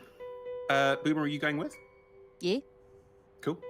You both rolled exceptional stealth checks, so we can keep them. You both move up to the door and peek your way in. You see this corridor going down into the center. You can hear the sounds of... You hear some sounds of battle from a... Is there vomit on the floor anywhere? No, there isn't. No, that was the other door. They went on the outside. But you two can sneak your way into here. There's not like a huge sound of running footsteps approaching or anything like that. You do see in this when this corridor opens out into this larger, wider space, this central tower does have a lot of what looks like open window spaces and people looking out of them, but they can't see down this corridor very well. So you'd be able to make your way through there in a different way. So either, Boomer, we can follow that noise, or whilst that's doing its thing, we'll go the other way and find our way in further. That. Yeah. I think away from the screams. I'm feeling that. Yes, me too. Yeah. Okay. I'm sure Razda has it all under control. Yeah. They look fine. Whatever. Mabel, Boomer, as you both sneak ahead, there is also a door on the other side of the corridor from where you're hearing these noises. I've said left and right, so I'm going to say that was on the right and this is on the left. On that door to the left, as you walk past, you can both hear sort of scratching and snuffling noises and a faint ooh. If you can actually hear snuffling noises, it's the bird. She's in my hair. She's in your hair? Yeah, she's... Oh. Hello. That's her sleepy place. Oh my god. Guys. She is... She's eating at my headset. So yes, you hear the sort of slight stuffling and this faint ooh to the door to your left, but you could ignore it if you want to.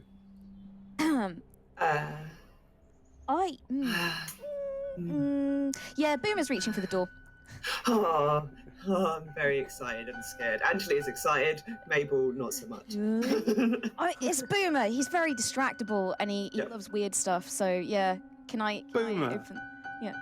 Yeah, you open the door, and as you open the door, you see you're in the stables. And most of the stable lots are empty, but one contains, poking its head around the door, a giant snowy owlbear just looking at you. Oh my days. Let's take it. I need this in my life. I need this in my life. Can I call you Jezebel? will you be my friend?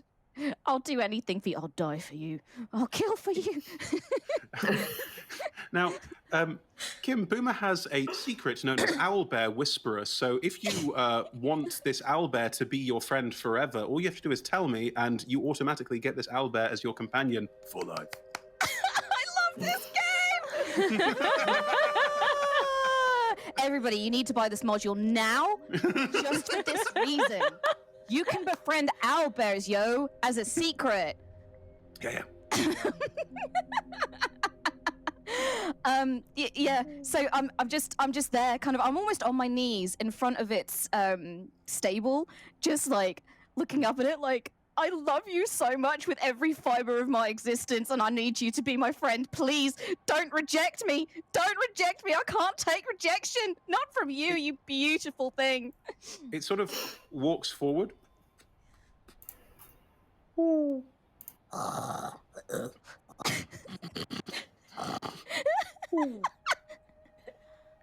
think that's a yes. And nuzzles you. Nuzzles the side of your head. I have ascended. I have ascended. I help Boomer climb up on top. Yes! Isabel. Ride the owlbear. Yes! That's what this prison heist needed. Good. This horrible, crusty goblin is now riding this pristine, beautiful white owlbear to battle my steed.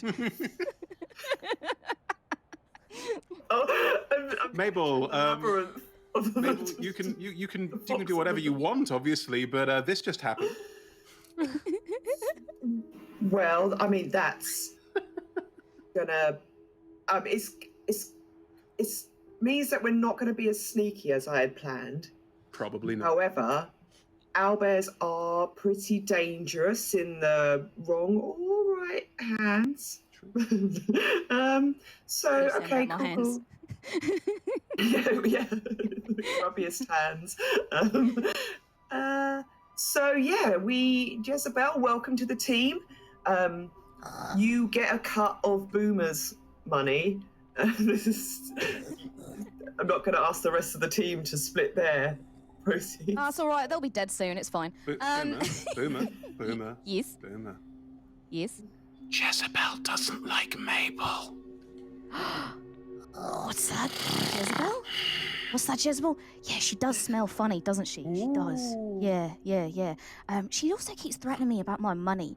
So between you and me, we're probably going to have to, make her have a little accident before the end of this adventure, all right? Yeah. Good, Jezebel. Good, Jezebel. Now got this good. Everything okay with you two? Yeah, fine.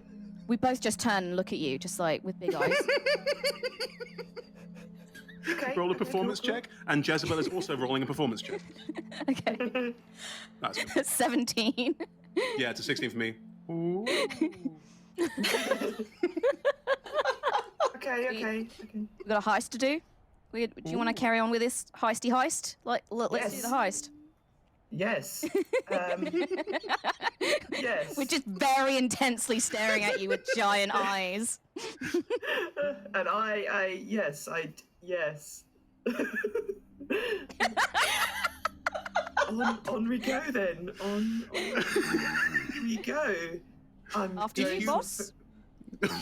How about we all walk in a line together?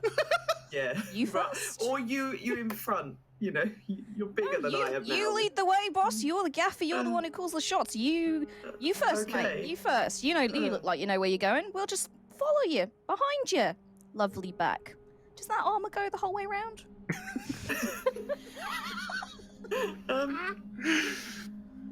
Okay, I'm gonna stay close to a wall. Sort of, I want to not be walking with my back turned, but add an angle Sure. so I can see what's Yeah, this is weird. I don't like it. That's fine. Yeah. I will say for D&D terms that they don't get a surprise round if they jump you.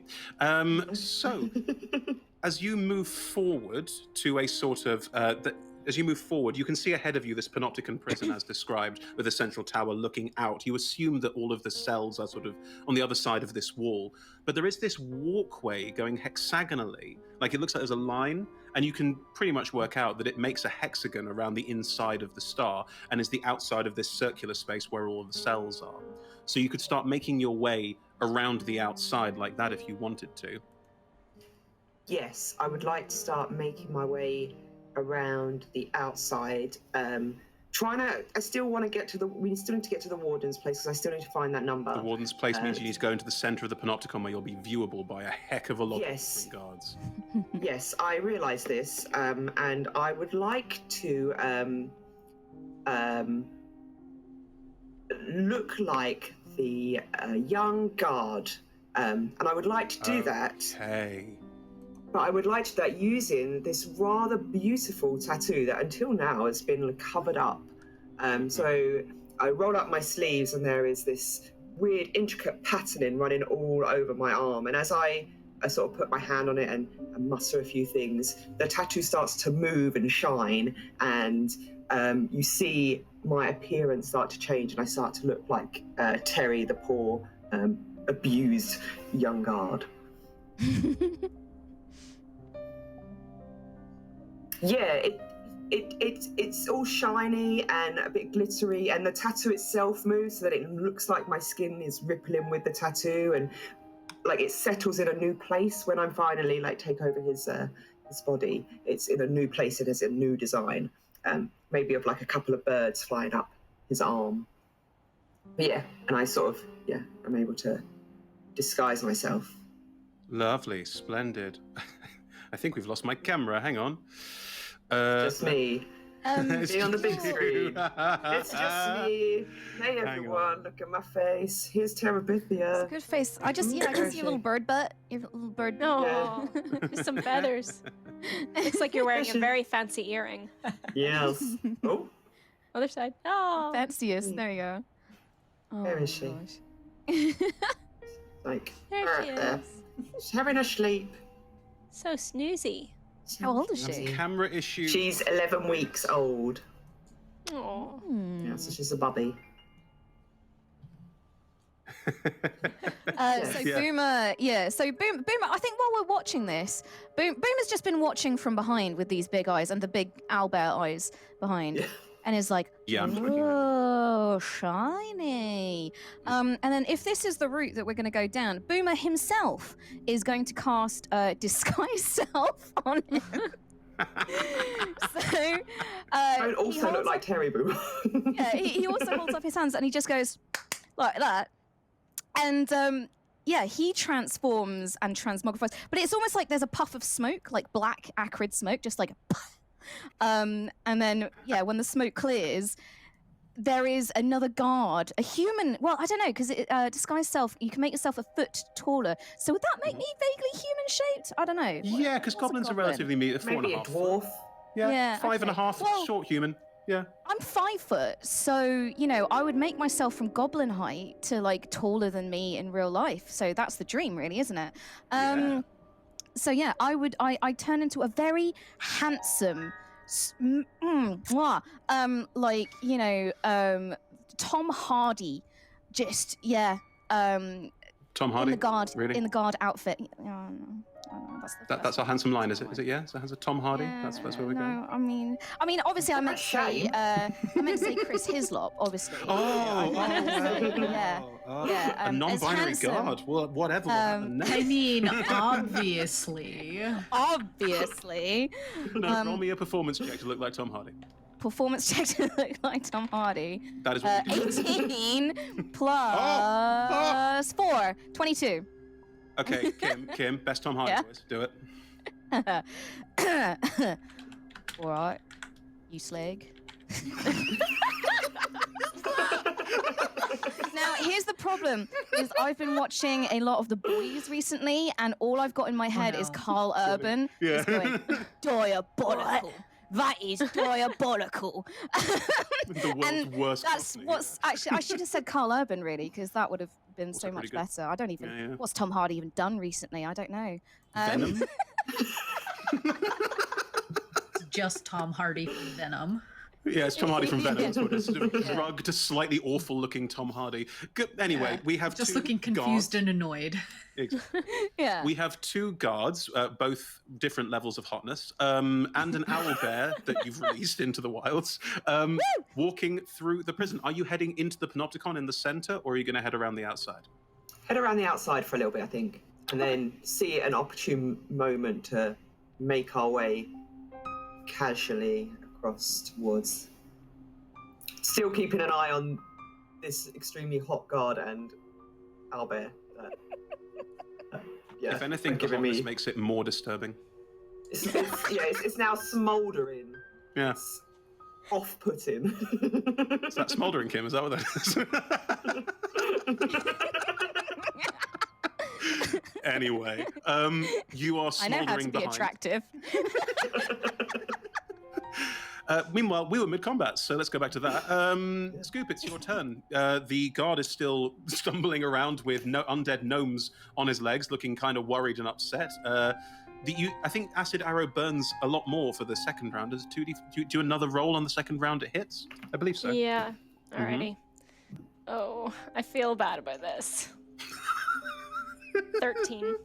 Leave. I don't think there's a second attack roll. I think it literally just keeps burning, doesn't it? Oh, is it? Oh, okay. Grand. I think so. Yeah. Oof. Okay. Is it too late at this point to like ask them if they yield? No. You can always ask someone to yield. I feel like Scoop is sort of looking around at this poor guard, as sort of coming to themselves and thinking, if it's all the same, if we could maybe time out. How about we tie this gentleman up and we put him in a corner and we don't have to kill him, and you can call off your little your zombie Girl Scouts and no one has to die. How about that? Can you roll me the secondary acid damage, because you can't stop that from happening? Okay. We just get like Please a roll ton high of enough. baking soda Please and roll high pour it enough. on his face. 15. God. 15. Yeah, as you say this, the guard just collapses to the ground, very clearly dead. Scoop is just distraught at what they've done. It was a very good speech. I mean, if it makes you feel better, we could tie him up anyway, but there's really no reason to. Skip very gently takes off their beautiful basilisk roper apron and kind of drapes it over the guard, and sort of pats it and goes, "Sorry, old chap." Feeling very bad. Are these zombies eating the body? Can zombies use weapons at all? Yeah. I think I'll just give whatever weapons that are on the body to the zombies. There's a short sword, a long sword. Yeah, I'll just give it to them. Cool. You have longsword zombie gnome Girl Scout and short sword zombie gnome Girl Scout. Okay, so I'm thinking a 1d8 and a 1d6. Is that right? Correct. Or, Yes. Okay. I think technically, I mean, this is getting really into the weeds here, but I think technically a gnome would have to wield a longsword two-handed because they're medium-sized. No, it's only large weapons. Yeah, it's 1d8. Let's make our lives easy. You now have Cool. Let's your Girl let's Scouts do, are now armed. Yeah, nice. I'm not going to put any armor on them because it's too much math to keep up with, and I don't want to mess up the outfits. Also take a long But time. yeah, for sure. But like, if Scoops gets away from the guard, I will like fold up the apron and take it with us. I don't want anybody to know we were here. It's like, maybe we should be hiding the evidence. Like, maybe we shouldn't be just, throwing our stuff everywhere. Should probably check him for keys too. Oh, you know what? That's a really good idea. I can take a look. Yeah. Terry, if you're checking for keys and is Razda helping and Scoop just standing back looking horrified?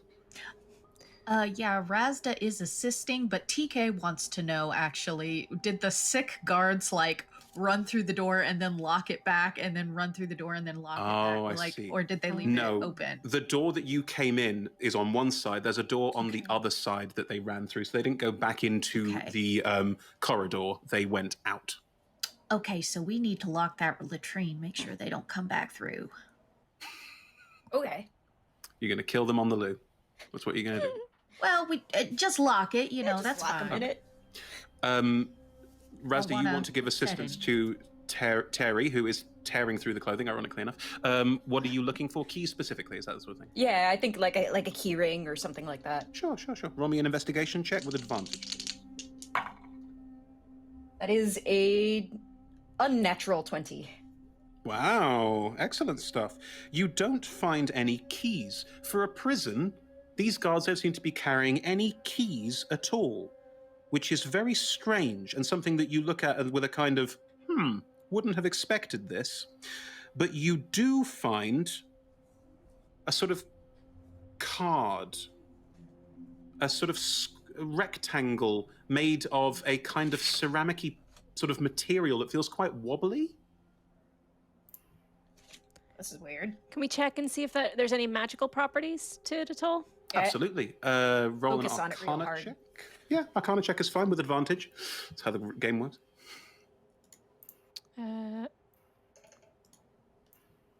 16. It has a vague element of conjuration magic about it.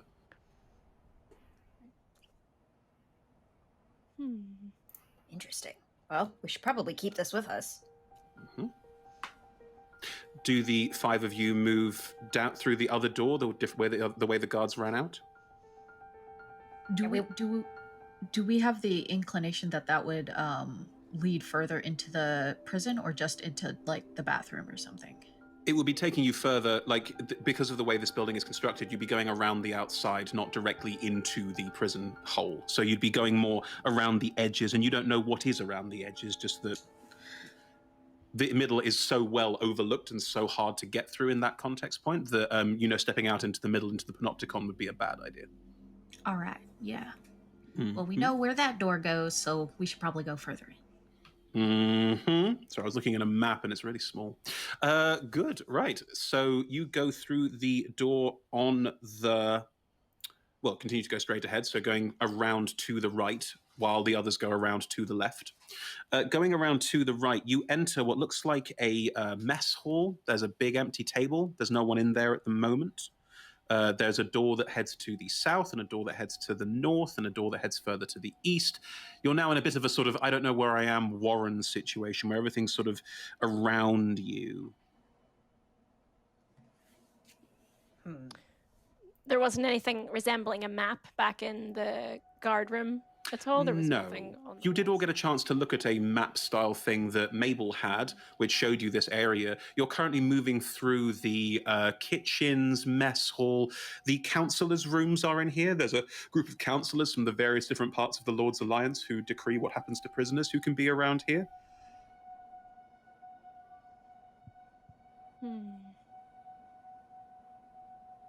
If you keep going around this way, you'll eventually hit one of the courtyards, and beyond that are the latrines. We wanted to lock them in the latrines, right? That was... Yeah, but when you think about it, they don't even have a bathroom in their office. That is prison. That's messed up. They have to run all the way through the kitchen just... That's sad. Yeah, we should probably kill them or barricade them or something.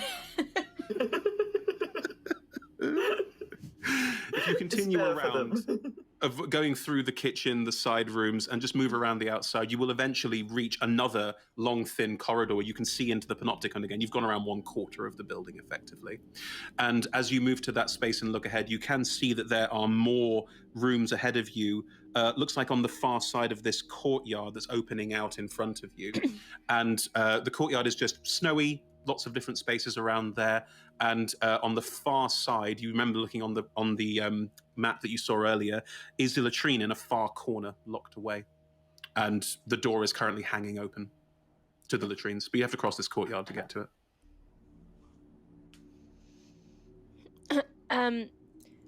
Would it be possible to... I can I can create a homunculus servant. If there is indeed a key in the door, I could conjure up something real quick that it's very small. It could cross the courtyard and perhaps lock the door without us having to go there. I mean, I want this to happen because I want to know what kind of homunculus you're going to make. Is it a little ice cream person? Are you making a Stay Puft Marshmallow Mr. Man? Frosty. Or Mr. Frosty? Even better. It's an even smaller robot. What's the Pokemon called that looks like an ice cream? Oh, Vanilla, isn't it? Vanilla Ice. Well done, whoever that was. Nice. Excellent. Yeah. You're making a Vanilla Ice. Please tell me you're making a Vanilla Ice. Sure, I can make a vanilla ice. I can make anything. Yeah. So as everyone kind of like watches, like Scoop sort of gets their little toolkit out, and their hands are moving so fast that they just become a blur. But as they bend over and put something on the floor and step away, it is indeed a little vanilla ice, a little metallic vanilla ice that's just ready to go, sort of like just on a constant bob. Can I have a name for this creature? Because as it's based on a Pokemon, it's just going to say its own name. Herman. Herman. Herman. It's both adorable and cursed, and I can't help but wonder how it's going to hold the keys, but I'm sure there's some kind of magic that's going to smooth it over for us, so maybe we should just send it over so we don't have to look at it. Herman starts floating in Razda's face. Oh, hate that. Nope, don't like that. I'm so sorry. I don't control the urges of my homunculus servant, but they do tend to be little rascals, you know. Oh my god, it has its own, like, consciousness and sentience. That's... wow. It does share my passion for ice cream, though. So you know, when you make these, do they have like a will to live, or can it feel pain? You know, I haven't actually asked them. Maybe we should. Oh god. They just tend to expire after a while, but I don't tell them. You know, they have a very short lifespan. Oh my god. I don't. Oh, I don't mean you, Herman, not you. All of the other ones, of course. I'm not you, Herman. You're gonna live forever. Razda like silently contemplates what it means to be lawful evil. They're just sitting there. They're like, is evil still for me, or? Herman floats over to you, Scoop, and sort of directly in front of your face and like, hello. Okay. You need. So, are we assuming that the latrine has the same kind of weird locking mechanism as the rest of the Panopticon? Okay. Who has that weird card thing? I think I got it. Pick that up. I got it. Would you be a dear and give that to Herman really quick? Sure. Terry will just like offer it up. Herman's going to move forward, and tiny stubby arms just. Oh, hate that. Oh, here you go. No. Here you go, little one. Oh, it's like a puppet made of oil and rubber. Oh. Interestingly, no rubber, but there are some organic material, or what you would call organic materials, in there amidst all the alchemic fluids. You know. Oh my god. It's like a little skin puppet. I don't like it. Herman sort of floats across to you again, Scoop, and... They didn't mean that, Herman. Don't worry. Oh my All right. It's like we just What we like need lock to eyes anime style as we pass each other. holding the key card, just gesturing around. All right. Go lock that latrine, Herman. Make sure nobody gets out. We need it. It's very, very important that nobody disturbs us. And Herman's going to turn around and start floating along the courtyard. Herman has a theme song. Don't know why, but I decided that Herman has a theme song. And it's just going to... And as Herman starts moving across the courtyard, you do see that the snow of the courtyard just slowly starts... Bits of snowdrift to start falling in around the outside and start forming together as Herman, oblivious,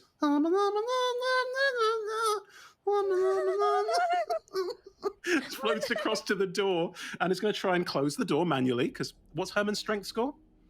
Good question. 4.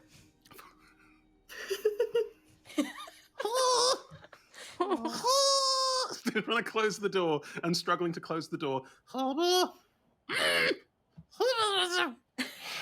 It's going to keep trying to close the door. And as Herman keeps trying to close the door, the snow is forming into what looks maybe like a snowman. Uh-oh. Uh-oh. Go on, Herman. There'll be lots of ice cream in it for you. With encouragement, Herman rolls a 19, which reduces to a 15, I believe. But is just and just pushes the door shut, and it clonk shuts. And then Herman sort of floats down in front of the door, and you hear this vague as the door locks as a ceramic card is passed front of it. However, as Herman turns around, the snow golem in the center of the courtyard now has formed up entirely and is looking for intruders. You lot are not in the courtyard, you're standing in the doorway, but Herman is now the only intruder in the courtyard as the snow golem turns around to face Herman. Oh no. Oh my god. Do you think Hislop feels fear, or like, do you think it's reasonable to assume that Herman? You know, Rasta, I really don't want to have to think about that right now because this will weigh heavily on my conscience. Can you please roll initiative for Herman? Fair. Roll what, sorry? Roll initiative for you. Actually, everyone, all three of you roll initiative, and Herman can go on your turn. Scoops, make our lives easy. Herman is not long for this world. Well, I'm just wondering, because, like, no offense to you, Scoop, but, like, you're a warford, so, like, how much concept of mortality can Herman possibly have? Anyway, I'll just... Scoop kind of stops for a second and goes, okay, we're pushing that thought out of our head. All right, moving on. Lovely. So, what initiative rolls have we got with the golem? Ooh, it's pretty good. What we got? Terry's got a 12. Terry's got a 12. Great. Scoop's got a Razda? 10. Oh, sorry. Scoop's got a 10. Raz? Rasta and the Zombabes have a 13. Zombabes. How did it take us 2 hours to get to the Zombabes? So, hang on, 13. It feels weird because they're child-sized, but they're also adults. So They're I think adults. it's okay. They're adults. We're fine. They're adults. Okay. 13, 12, and 10. That's great. Cool. The golem goes first. Golem going to just turns, faces Herman, and just throws a snowball at Herman. Do you have Herman's AC there, Scoop? I do, 13. Oh, I'm not that good at snowballs. I believe in Herman. That is a natural 2, and I add nothing to that, so a snowball just flies and hits the door, and Herman just flies down and out of the way and is going to turn and try and move across the courtyard towards all of you. The golem is going to move forward and fill that corner of the courtyard, just blocking Herman's space entirely. Herman's going to have to do something very clever to get out of this mess. Lovely. So 13 was Terry, I believe. Is that right? Yeah, so Terry, go ahead. All right. It's your turn. You're not in the courtyard. The snow golem isn't acting aggressively towards any of you because you're not in the courtyard. All right. I mean, Herman's coming this way. The snow golem's probably gonna come this way. I think I'm just gonna be ready for the snow golem. Okay. So I'm gonna ready to swing my pick at the snow golem if it aggressively approaches us. Great. So you're going to stay out of the courtyard and hold your action. Yeah. Perfect. No, fine by me. Lovely. 12 was the Zombabes, I believe. You did this. You did this. I am just feeding back. I As did. the life coach in me says, I am simply reflecting what you told me. I feel great about my choices. Things are going very well. I would like to send my girls into there. Okay. Oh, I shouldn't call them girls. I don't know if they're even girls. It doesn't matter. I'm going to send my babes in. So they're both going to slash with their swords, which will do absolutely nothing against snow, but there'll be little bodies to buff. 14 plus 3 is a 17. Yep. And then a 16 plus 3 is a 19. Yep, they run in, and the armor class of the snow golem is only 8. It's massive. It's a golem, but unfortunately, they are immune to bludgeoning, piercing, and slashing from non-magical attacks. So the swords stab into the snow golem, and it doesn't even notice or care because it doesn't even affect it. That's awesome. It's just focused entirely on. Dang. All right. Well, you did your best, girls. Just sort of, just hang out, I guess. Getting very Charlie's Angels. You know all of a what? sudden. Yeah, I'll call. You know what? You did your best. No shame in the hustle. And I'm gonna go ahead and cast. Can Razda tell that it is immune, or just that the swords just didn't seem to do anything? I think it's fair to say that you are smart enough to go, those sword attacks appear to do no damage to it. Okay, yeah. Those sword attacks are trash. I'm going to cast Sacred Flame. Nice. Dex save? 14. Has a minus... Wow, it has a -2 to Dex saves, and I still rolled a 13. I'm proud of myself. Still hits, but geez. Okay, roll with the damage. You know what? I'm proud of you, too. Let's see, it's a 2d8, so 1, 2... All right, that's a 6 and a 3, so that's 9 radiant damage.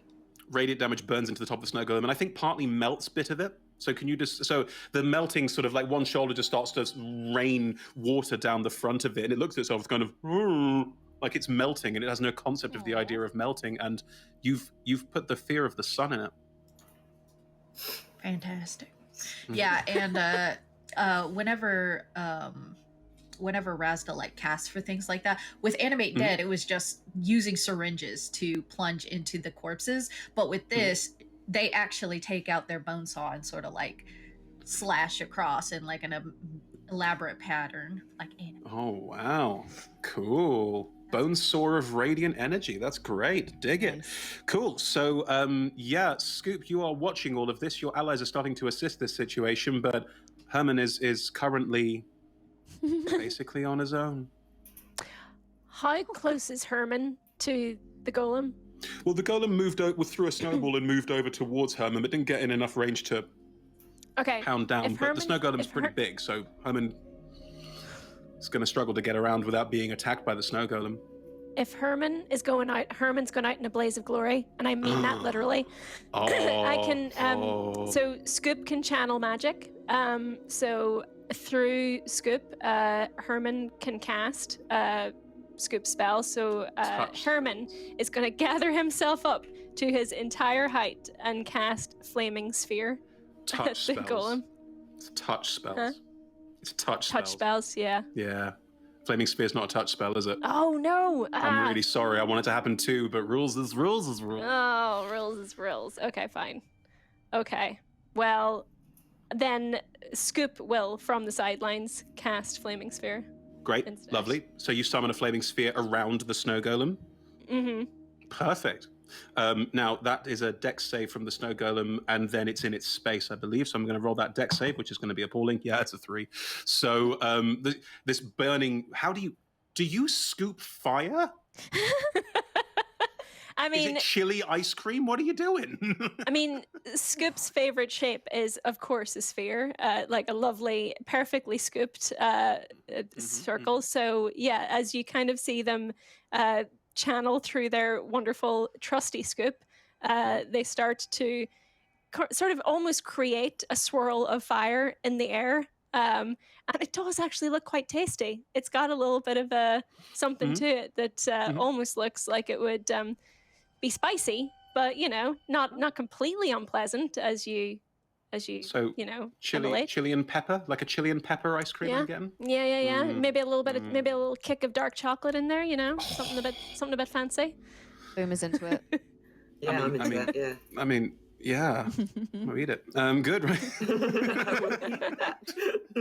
Would eat. 100% can confirm. Good, right. So this flaming sphere flies into the center of the space and impacts the snow golem. Roll me the damage and double it. It's vulnerable to fire. Yes. But not radiant, weirdly. 16.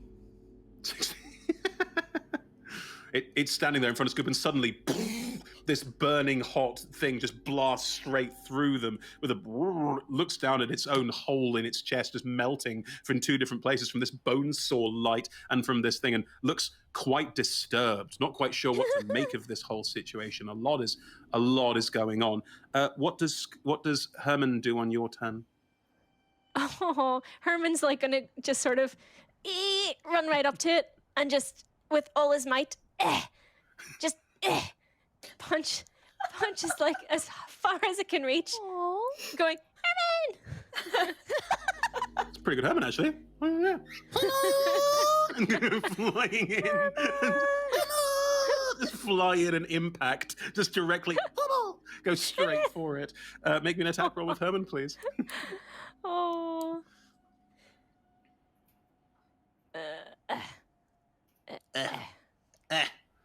It is. Death. Oh, it's 5.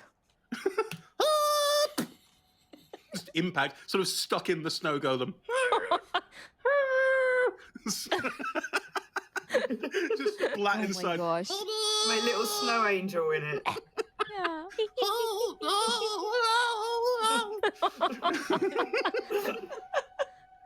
Why is the camera just on me? Stop showing me. You must act out physically. Yeah, do the snow angel. We need all the space.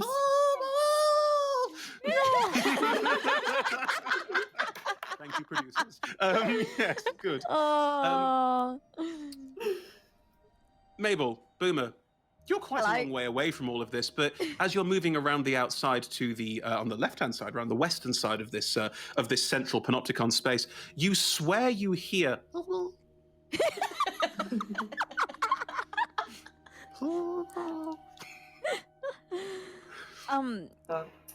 Did you hear that, or was that one of the voices inside my head? I have quite a lot. Jezebel turns around to you and just goes, "Ooh." I heard you. Yeah, but you heard that as well. Yeah. Ooh. Okay. So I think Team Zombie Zombie Girl Scouts must be doing all right. Yes, that's what I get from that noise as well. That they have survived the guard room and are making their way to the warden's tower as well. I'm Yeah, sure that- we'll meet them there. Definitely isn't going wrong at all. As And you I mean, around on the western side of this and get to, you have gone, there's another courtyard which you can see on your left. On the right is another one of these ways back into central panopticon, and you're starting to recognize that there's probably no way, and you know from the maps, there's no way to get to that central tower without crossing the panopticon in the center. Also, as you pass this corridor, you can see there are now about 5 guards running towards the front door. okay. We make it look like we should look like we are also going that way, you know, as they come past us, like, oh yes, go for the thing, and then we're just gonna like, let's just leg it. Yeah. Yeah. Okay. Yeah. Ah. Oh, let's get to the thing. The thing looks Oh, really all that important. noise. Oh no, there's a Oh, kerfuffle. terrible. Oh, Oh, I am meeting in that Terry. area. Yeah, I'm Jerry.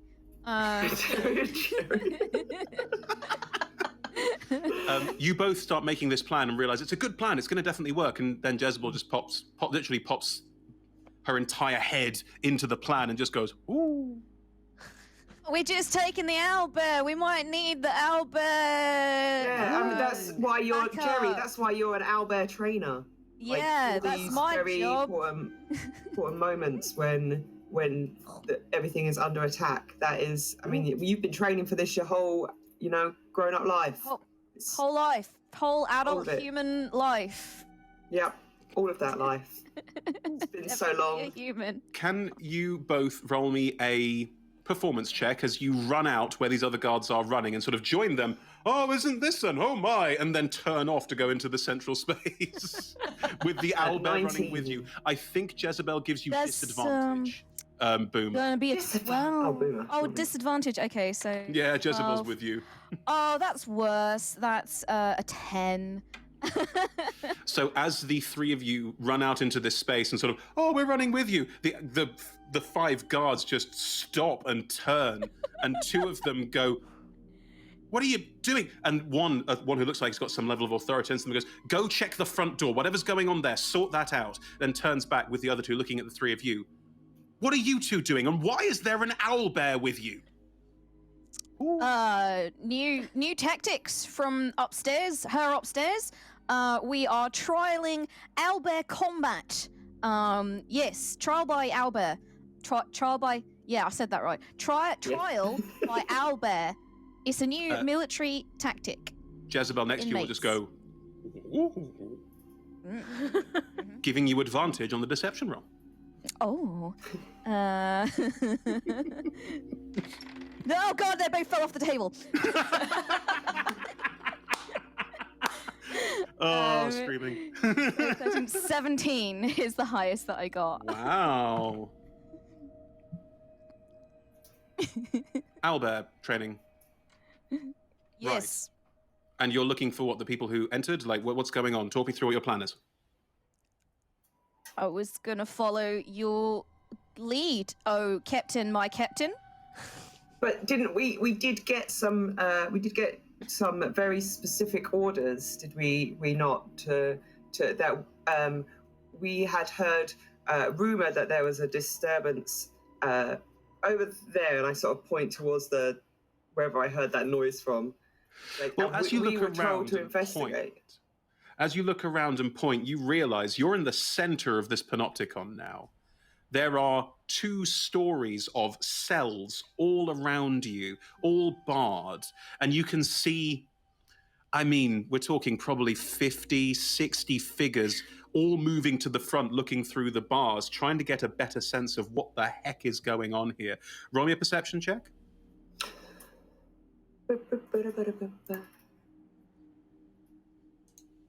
That is a 16. Boomer, roll me a perception check. Perception. Perception.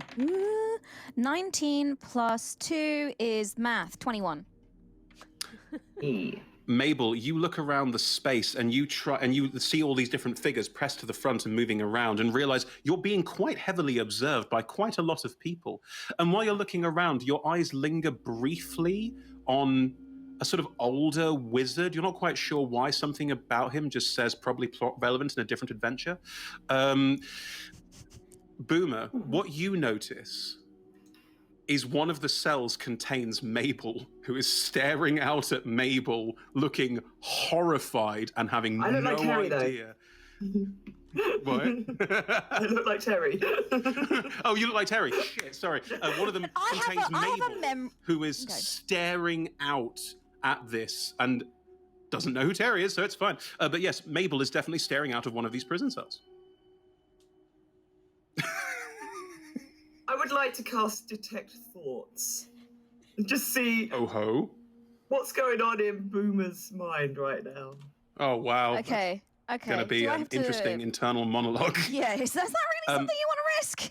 There is no saving throw unless deeper is probed, so it's just what's on your surface thoughts right now. So what are Boomer's surface thoughts right now? So you hear the music.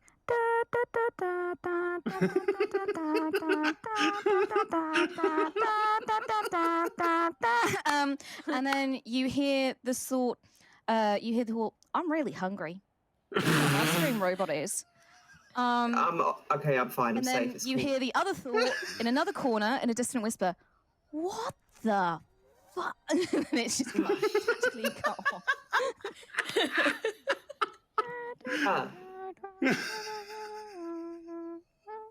Okay.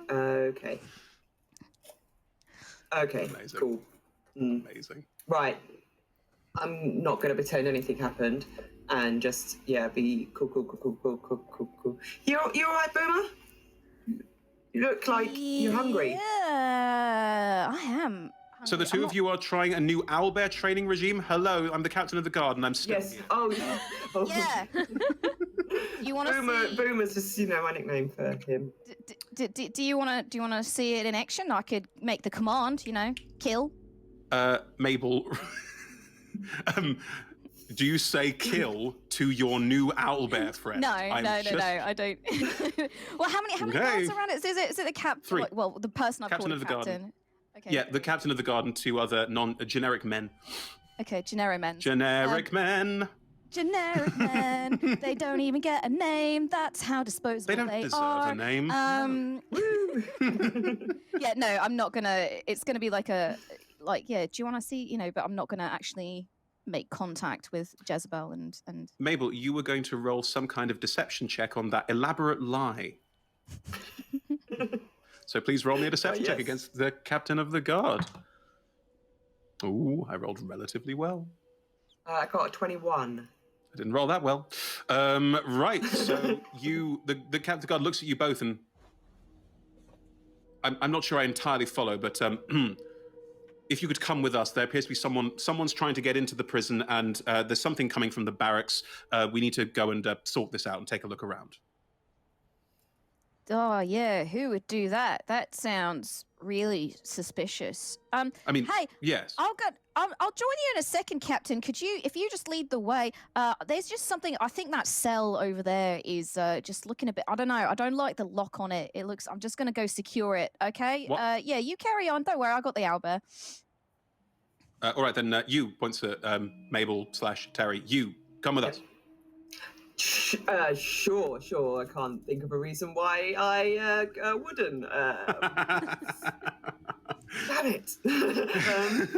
Okay, I will. You're welcome to do run anything. ahead of the officer. Mm. I would like to get into the crowd of officers. Sure. And I would like to say, tattoo change me, and then I would like to change again into a different face. Amazing. Okay, so you run into the crowd, and can you roll me it's a stealth check. It's hiding in the middle of a group of people and then suddenly changing face generically and no one noticing. Yep. Like maybe it's not like a full like shimmer effect. It's just like some of the eyes just go slightly out and up and change shape, and the face is completely different. Yeah, the hair just sort of like gets a little bit longer and cheeks a bit subtle, wider. Yeah, I got a 23. Lovely. Yeah, you run to the center of all of them and just sort of like change in the middle of all of them. And they sort of briefly, some of them look at you slightly confusedly, like, who's this new person? But they don't recognize you because you've changed entirely. And you recognize that one of this number is Terry, who just looks at you with a, oh, thank you. And you've just warded off that problem as you manage to move with them all back towards the front door, back towards the guard barracks. Boomer, you and the owlbear were moving over to a specific random cell? Well, to the cell where I saw fake Mabel or real Mabel, we shall discover for ourselves. I mean, fake Mabel is definitely called Fable, whichever one it is. So you move over to the cell. You move over to the cell with Mabel, and Jezebel is with you. Yes, yeah. And you both move over as the group of guards, including Mabel, run off. And inside the cell, Mabel's looking at you. What? Can I help you? G'day. What is random cell inspection? What's your name? I've been given a number. I mean, I can give you my real name, but I'm not supposed to say my real name. Yeah, don't care. What's your real name? Mabel. Cool. Where you from, Mabes?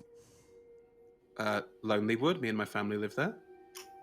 Okay. Do you happen to have a twin sibling of some sort? No. These are very odd questions. Do you happen to have anybody on your list of contacts or, people you are familiar with who really, really hate you and want to exploit you? No. I mean, I don't even know why Look, I've gotten into some stuff in the past, but nothing too serious, nothing warranting this space anyway. And then I was in the middle of the night, I was kidnapped, bundled off, sold onto a ship, clearly being taken down south to be sold further, and then that ship got taken up here, and then I got put in jail. I don't know what's going on. It's been 2 months of friggin' terror. Yeah. Nice backstory. Wow. So, there's a lady over there. Well, currently she's looking like a. Sorry. What are you looking like, Anjali? You don't know. You think I look no, like you- Terry so because I think you look like Terry. Okay, so there's a lady over there, although she currently looks like a man. Yeah, I think Mabel's not a lady, just to confirm. Oh, sorry. Excuse all me. good. Excuse me. Boomer is a respectable gentleman. Apologies. But there is a person over Jerry? there who looks like you, but currently looks like someone else that looks like you, but isn't you. So I'm just trying to figure out what's going on. Boomer, roll an intelligence check. I'm not very intelligent. Oh, I am intelligent. Hey. I rolled. Put yourself down, Boomer. I rolled a flat 18, and then what is that plus 2? Yeah, that 20. Hey, math. Boomer, Yes. if someone looks like this person in this cell but seems to have an aptitude for changing the way that they look, maybe that's Fable. Just a thought. Just a thought. This is not the DM telling you any information. This is Boomer's brain putting the dots together. Hey, you in the cell. Yeah? Are you a changeling? No. Huh. No, I'm not. I'm a regular halfling. You in the cell. Yeah? Is that one a changeling? I don't know. Curious. Right, I suppose I better bust you out of here then. Any clues how? I mean, yeah, I mean, all the guard, everything, all these gates, like they all get open from the central guard spot. I don't know how it works. Interesting. It's not like I can cast magic anyway, but there's no magic in here either. Oh, yeah. What about... I could set you on fire. Would that help? No! Okay. Put that to plan C. Yay. Is real Mabel, Rabel, are they coming back at this point? Are they like how I'm just kind of No, that's seeing how Fable. This is real Mabel. This is so obviously real Mabel. Fable, who's now Jerry or Mary or Terry or Perry off in the crowd. Perry. Where's Perry at? Perry and the guards have run off to the guard barracks. We'll get to them in a minute. Okay, so I guess I'm a bit stumped. I don't know how to break this sucker out. But I want to break him out, but I don't know how. I do have blasting powder, but I'm not sure how much of a distraction I want to make. It was described that this central tower did have things in it that would let you open the cell doors, Boomer. I mean, that's complicated. Not as fun as blowing things up. Or you could always blow up the door. It's magic resistant. That doesn't mean that it's explosion resistant. Yeah, I'm just trying to see how confident I am that I will not kill real Mabel, Rabel. Oh Not God. fake Mabel. Rabel. Look, I'm dyslexic, all right? It's fine. Do you know what? Let's do it. Let's add a little chaos. What are you doing? How big is the cell? Like how far About does real Mabel have? 10 foot wide. It's not wide at all. Oh yeah, this is probably gonna kill him. What are you doing? What are you doing? I was gonna blow up the door. What? Okay. You know what? Do it. Just if you're gonna try and get me out, just do it. Whatever you did. Okay. I don't know what's going on or why you think I'm not me or why you think I am me, but I really want to get out of here and I'm willing to take the risk if you are. Okay, I just feel like you're very important. So if you just stand back, just shield your eyes. You might want to put your hands over your ears. Don't want tinnitus. Okay, right. Sure. We're going to have to run really fast as well, though, because I don't think they're going to really, it's, quite... I mean, I've been on prison food for the last couple of days, so I run couple of months, so I run as fast as I can. Oh, excellent. Well, we got someone downstairs who makes very nice ice cream, so maybe we can stock you up on that. Anyway, so I'll start putting... I've got blasting powder, so I'll start, putting that... It's a delicacy. Very nutritional, unless you're lactose intolerant. I don't do milk. I'll start putting blasting powder. I guess, can I put it... there's no lock, is there? Because there's no...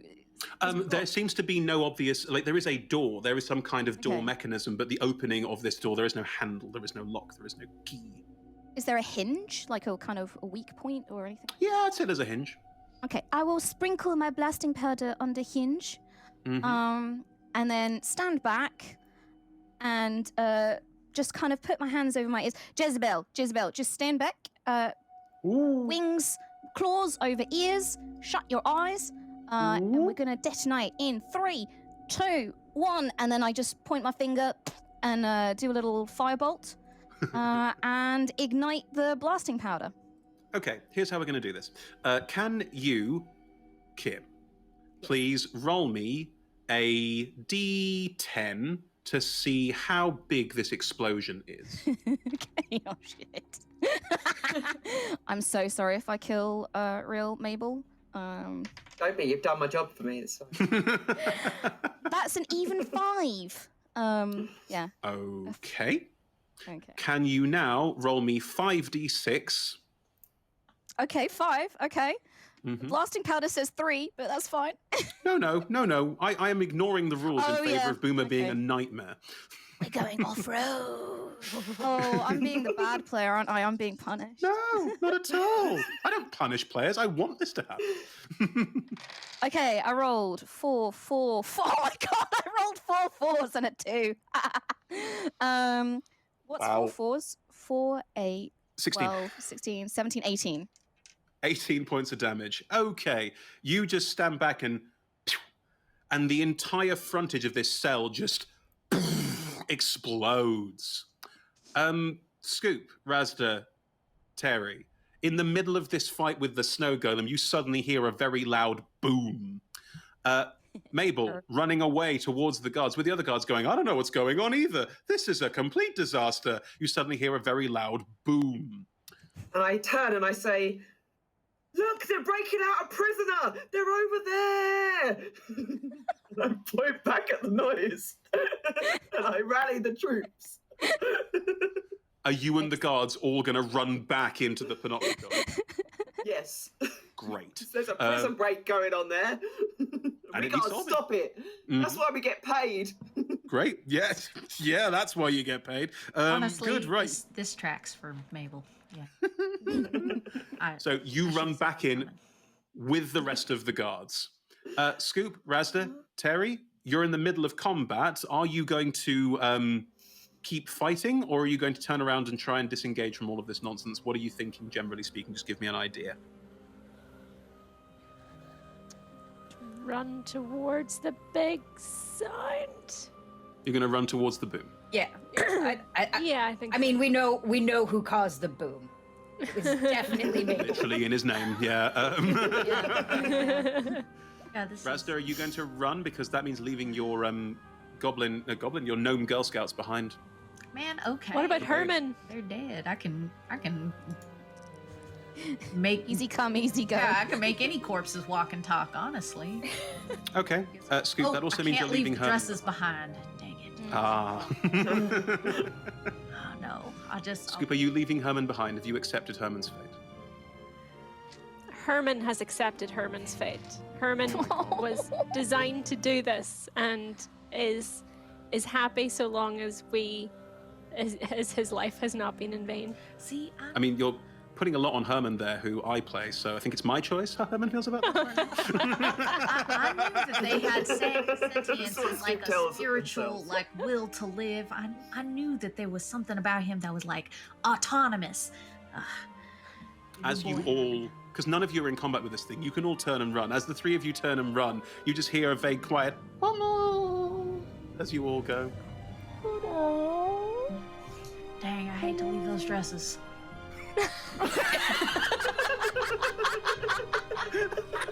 Don't worry, we'll have a ceremony when we get back to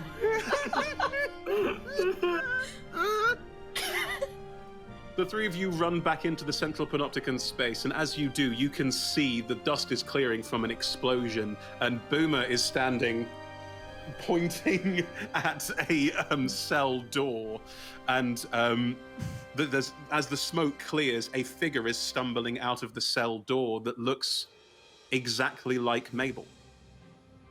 From your perspective, that is Mabel. Did we find the prison? Mabel, come on. Mabel, Stop. what were you doing in there? Yeah, stop messing around. Let's find the prisoner. Come on. And 6 guards now, come running in from the far side and are running in and looking at the 5 of you with some level of concern. The guard captain pulls a sword and says, right, all of you, stop where you are. Right now. What's going on here? Anyone want an ice cream? We have free samples. Okay, here's what's going to happen. All of you are going to come with me, and we're going to find you all separate cells, and we'll work out what happened in the long run. All right? Anyone got a problem with that? Me? Yeah, that sounds terrible, actually. I think we should just go.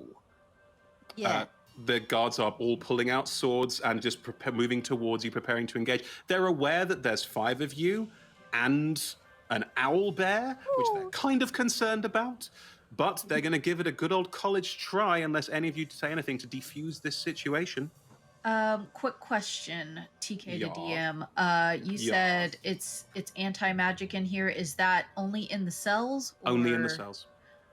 Neat. But one cell is currently accessible because it has been blown open. So you might want to use Awesome. that to So your we advantage. can use magic outside of the cells then. You can use magic outside of the cells. That's absolutely Awesome. I'm a queue up Bane. Okay, lovely. Well, if we're all going to do initiative, let's do initiative. Boomer, I'm going to say that your owlbear goes on your turn. Do you have snowy owlbear stats by any chance? I got Albert stats. I'll bring up Snowy Bear. It's basically the same. All good, grand. Lovely. In which case, that goes on your turn. And we will see where we go from here. Initiative rolls from everyone, please. Don't fail me. Don't screw me. You screwed me. There's no possible way you're going after I am. Really? I go on 0. Oh, snap. That's awesome. Tragedy. That's great for me, actually. that's I go on real 2 bad. because I Oh, that's rolled a nat also 1 bad. and I have a +1. I also rolled a nat 1. Oh my god. That's rough, buddy. I got 16. I'm ready. 16, Mabel. Well, 16, Fable. I think it's probably fair to say now. Lovely. Honestly, I never liked Mabel, so this kind of tracks. I feel like this is still Mabel. Wow. Genuinely wow. I mean, that is cruel on a number of Fair. levels. And yep, just rolled Mabel's. And Mabel's a commoner, so this will be fun. Good, right. Who rolled a 14? Someone rolled a 14. Oh, the guards rolled a 14. Sorry. What everyone else roll? I'm missing a couple. Boomer, I'm missing you. And Scoop, I'm missing you. I got a 17. 17 for Boomer and the owlbear. I got Aoife. an 18. 18. Well, hey. Scoop. These 6 guards, and there are just 6 guards as far as you're aware, you know nothing else. Is there anything in particular that you want to do at this point?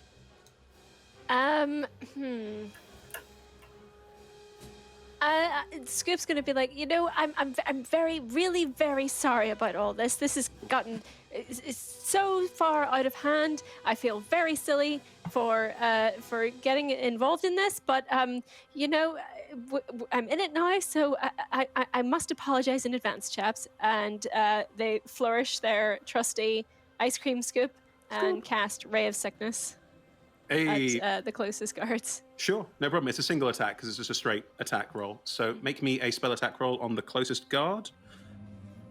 22. Yeah, you hit that guard. Do they make a con save? Just checking. I don't think so. I'm not sure. I'll get up the spell. Don't worry. This is what D&D Beyond, hashtag use D&D Beyond, is really good for. Right, so Ray of Sickness. No, not that Ray. Right.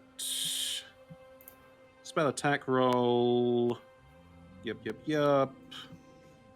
When I hit the target, takes 2d8 poison damage. Roll me the 2d8 poison damage, and then makes a con save. Thought so. Gotcha. 10. Right, 10 points of damage to the first guard, who gets another like, this was exactly like last time, just lands slightly on the ground. Great. And then a con saving throw on which I rolled a, too many tabs, 15. So not poisoned, just a bit of poison damage. But yes, Fine. Scoop, that is your action. Do you want a bonus action? Do you want movement? How are we all configured right now? Are we we're not inside the cell, are we? We're kind of just on the outside. You're on the Are outside we- near the cell. Okay, and are the guards surrounding us? The guards are within about 30 feet of you. You could start trying to run away and run out of the prison, but you've attracted the attention of a lot of guards, and you're in the middle of Panopticon, and a lot of guards can see you, so might be a bit dicey. We're in a fun situation. Is there a way we can reactivate the magic of the cell? No, because we blew it open. So The cell door is open. You don't know if there's an anti-magic sphere inside there. You have no idea. okay. I'm just wondering if we can lock them in the cell. Interesting. The cell door, the door and bars are burst open and splayed Okay. outwards in a cartoon style. Like there's no way, and that can be closed again. Melty. Good work, Bimmer. Yay! I contributed. What's it going to be, Scoop? Bonus actions and movement. Give it to No, I'm gonna hold my ground for now. Grandiose. Boomer plus Jezebel. What's the plan? I would like to open with a nice, friendly, burning hands, please. Sure. So, anyone in a 15-foot cone. 15-foot cone needs to make a dex saving throw DC 13, please. Hopefully, can I catch all the guards in that? I wouldn't say all of them. I would say that if you step forward and make yourself a slightly larger target than everyone else, you could probably catch 3 of them. Half of them's probably fair. Okay, I will do that then, please. So that's 3 dex save from these not very dexy guards. We have 9, 12, and a 15. Ah, 1 save. One save. Cool. Okay, so that's 3d6. That is a 3, a 3, a 3, and a 2. 6, 7, 8. 8 points of... Yeah. And the fine. dex save is halved? Half for the guy who saved, yeah. Yeah, no problem. So you step forward and flaming hands outwards across a group of them. They don't look that badly singed or hurt, and also from your previous experience, not yours, from your friend's previous experience of these guards, they're not like they did about 30 points of damage to one before it started showing signs of wear and tear. Like, these guards are pretty hefty. I mean, they are prison guards. Pretty good at what they do. What is Jezebel? Feeling hot now, aren't they? Can I use my bonus action, cunning action, to I guess I don't know if it's a disengage if they're close enough, but I want to No. like hop backwards. You Like, can use it to dash in away. You can get further away if you Yeah. want to. You don't need to disengage. Can I dash away and behind Jezebel? Beautiful Jezebel. Of course you can. You can run around behind Jezebel. No problem. Yeah. And then can I get Jezebel to kill? And How do you she's get Jezebel gonna- to kill? Please tell me how you get Jezebel to kill.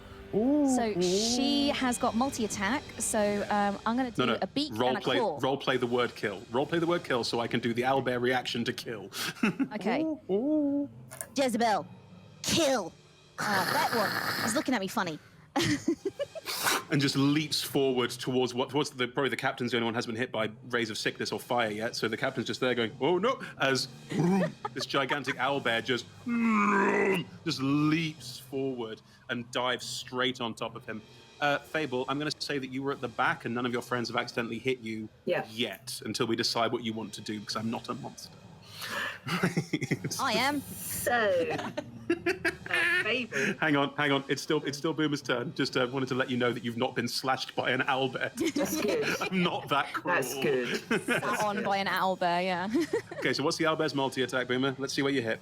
Okay, so beak is a 17 plus 7 to hit. Yeah, you hit with the beak. That hits. Oh, Christ. And that is a 9 plus 5, so 14 points of piercing damage on the beak as the beak goes... Oh, wow. So here's the thing. On high rollers, we classically roll terribly whenever it's a game, especially when it's really I important. watch your damn show. Yeah. But I'm rolling really well today Because it's not a high rollers game, is it? But I bet you tomorrow, when we play at 4 You tell p.m. Mark. BST, You tell Mark. This is the difference. it's going to be back to ass rolls. I rolled a 13 plus a 7, so that's a 20 Yeah. hit. Both hit. with The guard captain just there. No, you can. As an owlbear just leaps on top of him and just puts him on the floor. And then the claws is 2d8, is a 7, 8, 9, 10, 11, 12, 13, 14 points of claw damage. You did 28 points of damage in a round. Oh, she's dreamy. Jezebel just boom, lands on top and just is just bare pawing at the. You hear underneath. Oh God, this is awful. This is worse than the ice cream. Good. Fable, what would you like to do? Oh, I love this game. So Fable is going to pull out her short bow, and she is going to shoot Mabel with it, please. Baller move. Oh, I love it. It's Mabel's just necessary. standing with the rest of the party, looking slightly confused and not quite sure what's going on. And rest of the party, she's wearing different clothes. Like, she's wearing prisoner's outfit. Like, it's definitely something weird is going on here. As one of the guards, run with the attack roll. I don't know. Let's be honest. We're tasty. improvised today, so. That's 25. Yeah, you hit Mabel, who is a commoner. Oh. Yeah. I'm going to sneak attack on that because she's within 5 feet of the other enemies, which were my odds team. Should I need Okay. to? You don't, but I'm. 8 points of tell me how damage you without the sneak attack. Yeah, you've already killed. Tell I just put 4 tell me how arrows. you kill Mabel. I put 4 arrows in the bow, Oh my God. and I just go, thanks everyone, you've helped a lot. And just let them all hit Mabel. And then I would like to use my cunning action to dash way out to the Oh, Unbelievable. that is a move. Oh, See you suckers later. you all watch as Mabel just fucking gets hit by 4 arrows and just falls to the floor, clearly dead. One of the arrows sticking out of her neck at an horrible side of their neck, apologies, at an awful angle. And meanwhile, the guard that fired, who looks a lot. You don't recognize. None of you recognize this guard anymore. Like, nothing about their features is just a guard. Turns and runs out of the prison. What? Hey, Do we Mabel's still get dead. paid, or? Yeah. No, this one is the real one. That one's the fake one. We've been set up. Okay, I hear what you're saying, and I appreciate it. Middle of combat. Which one of them is going to pay us? Well, not this one. Probably not the dead one. Dang it. I don't think we're getting paid anymore. The this rest of isn't the good. guards have just seen one of the guards shoot one of the people attacking them and kill them, which is fine, and then run off presumably to get more help. Also, no bigs. Boo. Huh. I think we need to get out of here. I don't- It's the guards' don't- turn. All of them move up to the 4 of you now remaining. Apart from the captain, who's going to try and fight the owlbear currently on top of him. Let's do that first.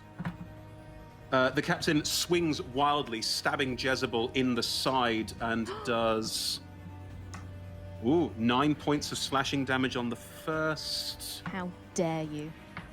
and another 6 points on the second, stabbing deep into Jezebel's side, now bleeding slightly, and looks at you.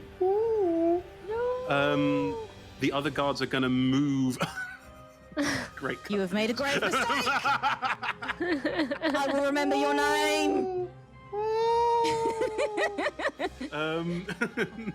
They're going to run up to the other 3 of you and just dive in wholeheartedly. So there are 4 guards that are going to attack the 3 of you. I'm just going to start rolling. Oh, Razda. just as a reminder, I am using Yes. my shield now. No problem. Razda, the first one rolls. Oh, God. Oh, jeez. The first one rolls a 21 to hit. No, thank you. I would prefer not to. Okay. And a 15 to hit. Okay, 21. I will permit the 21, Okay. but I must politely decline the 15. I understand. That's top marks. That is 11 points of slashing damage as one of the guards is now on you. Terry, 2 of the guards are recognizing you like the biggest threat because look at you. So there's 2 of them on you. That tracks. So that's 4 attacks in total. That is an 18, a 17, a 16, and a non-nat 20. I believe all of those hit. Oh, Biggest jeez. threat, and it's a gnome. So good. What a delight. Add all these up. Oh, that's really good rolls. It's gonna hurt. 26 plus 12, 38 points of damage. All right, I haven't gotten a chance to rage yet, so I take 38. Yeah, and Scoop, the next guard is going to run up to you. The last guard is going to run up to you and just looks at you slightly confusedly, not quite sure why. Like, you're an ice cream selling robot. Why are you doing this? The guard's eyes say, why? And just Good as start do too, to be fair. just as you feel Herman's life force wink out because you can feel that, the attack hits you.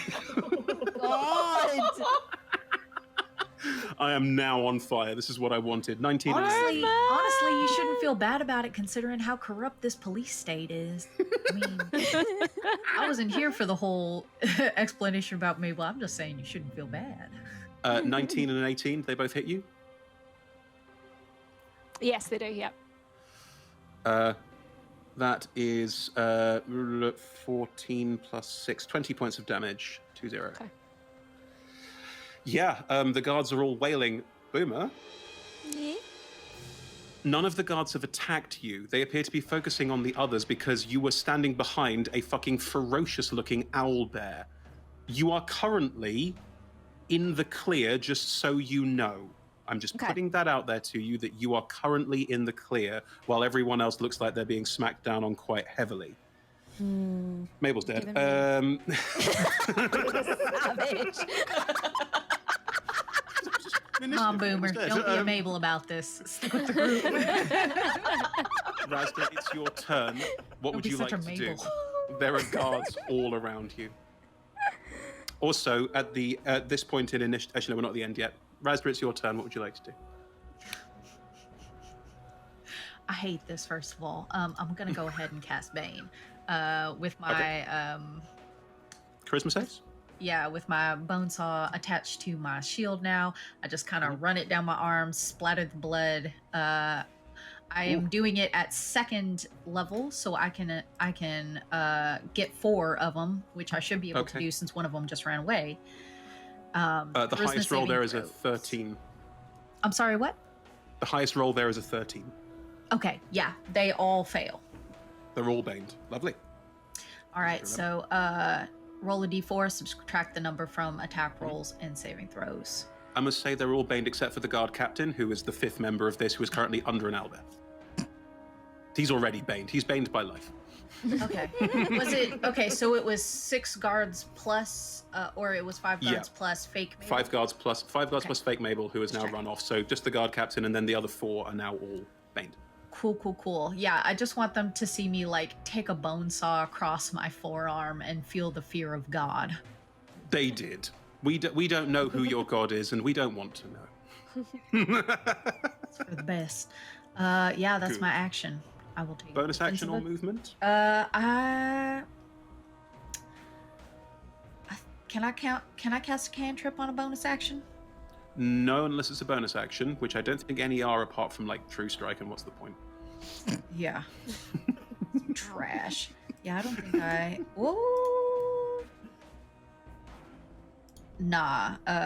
Mabel is dead, right? Not Mabel at is 0. Mabel is dead. Mabel is a commoner, and Mabel doesn't get death saving throws. Mabel is not a heroic personality. Cool. I will not be How dare you? casting Spare the Dying, but I will be watching respectfully.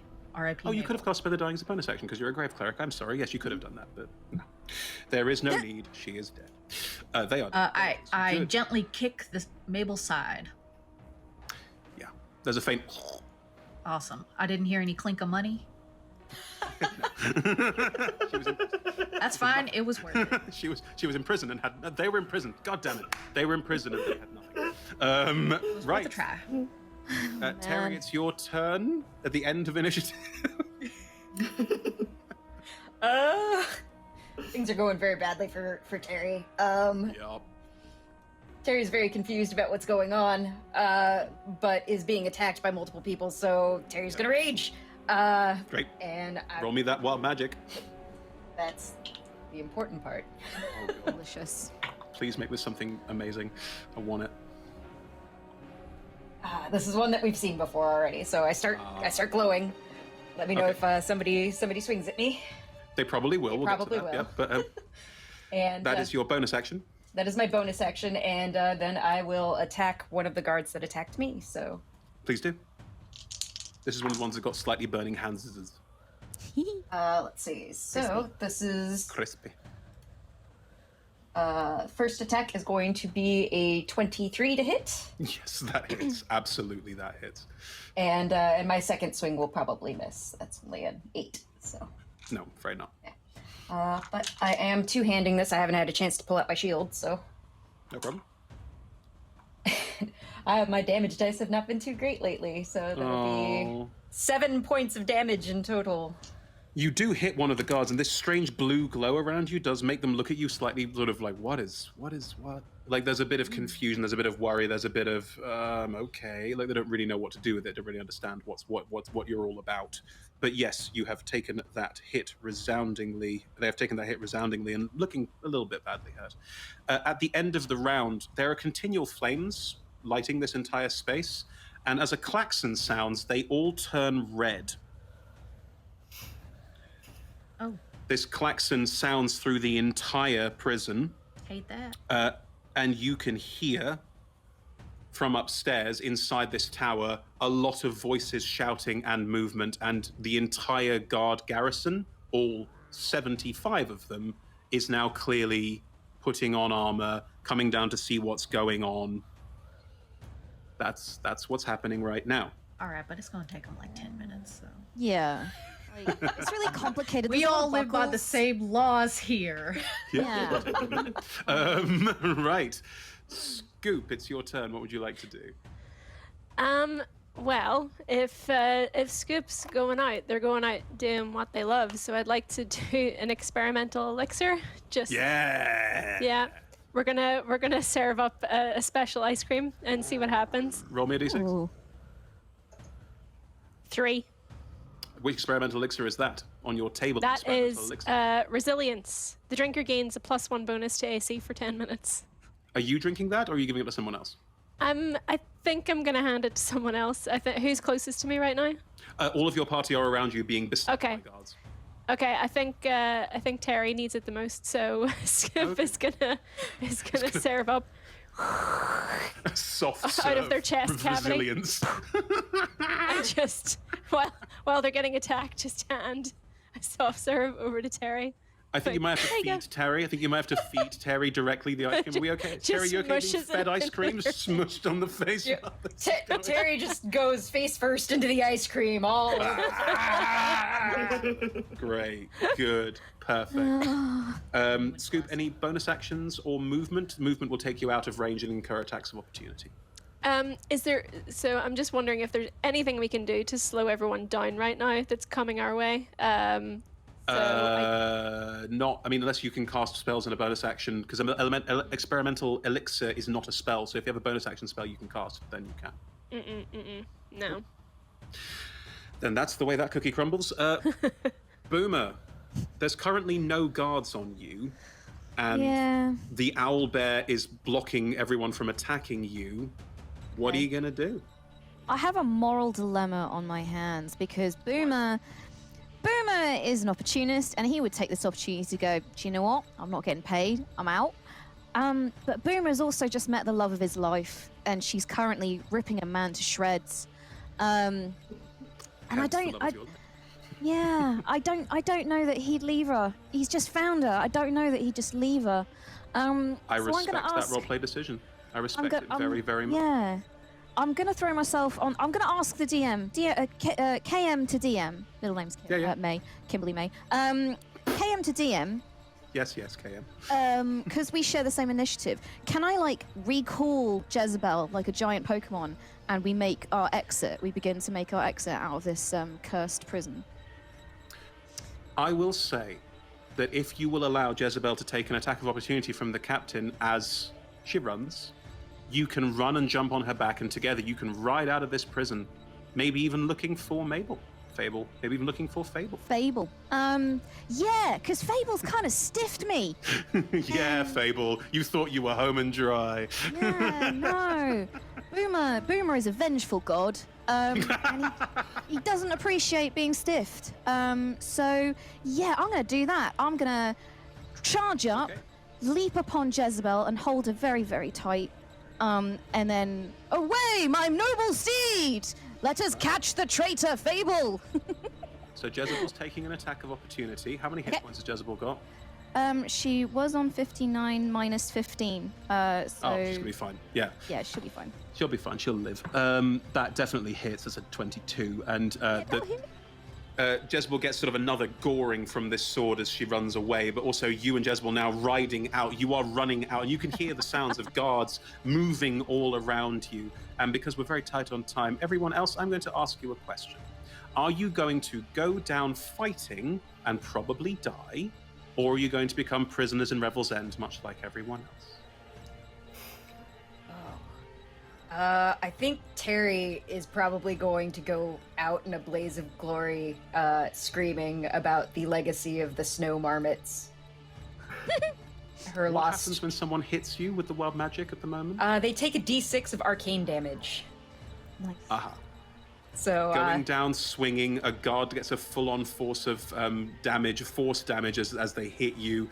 Terry's just swinging around wildly, dying as they lived, shooting force rays out of them. I don't know where that was going. Razda, you going down swinging? You know, actually, I was kind of thinking that I wouldn't. I'm gonna go ahead and get arrested. You know, little thing like stone cunning. I won't be here for long. Okay, I'll allow. That sounds great. So Razda breaking out of the prison again is going to probably be a second adventure at some point. But you drop your weapons, raise your hands, surrender. Perfectly fine. Scoop, what do you do? Well, Scoop's, their dream was to open up a quiet dream of opening up an ice cream store in the coldest climes that D&D had to offer, but the last thing they want is to go back into a life of servitude. So I think kind of wondering how they ever got into this situation to begin with, I think they're going to go down fighting. Oh my god. That was unexpected, and I love it so much. Okay, how do you go down swinging? Talk me through that. You've got a lot of different abilities. What do you blow yourself up in a blaze of glory with a flaming spear?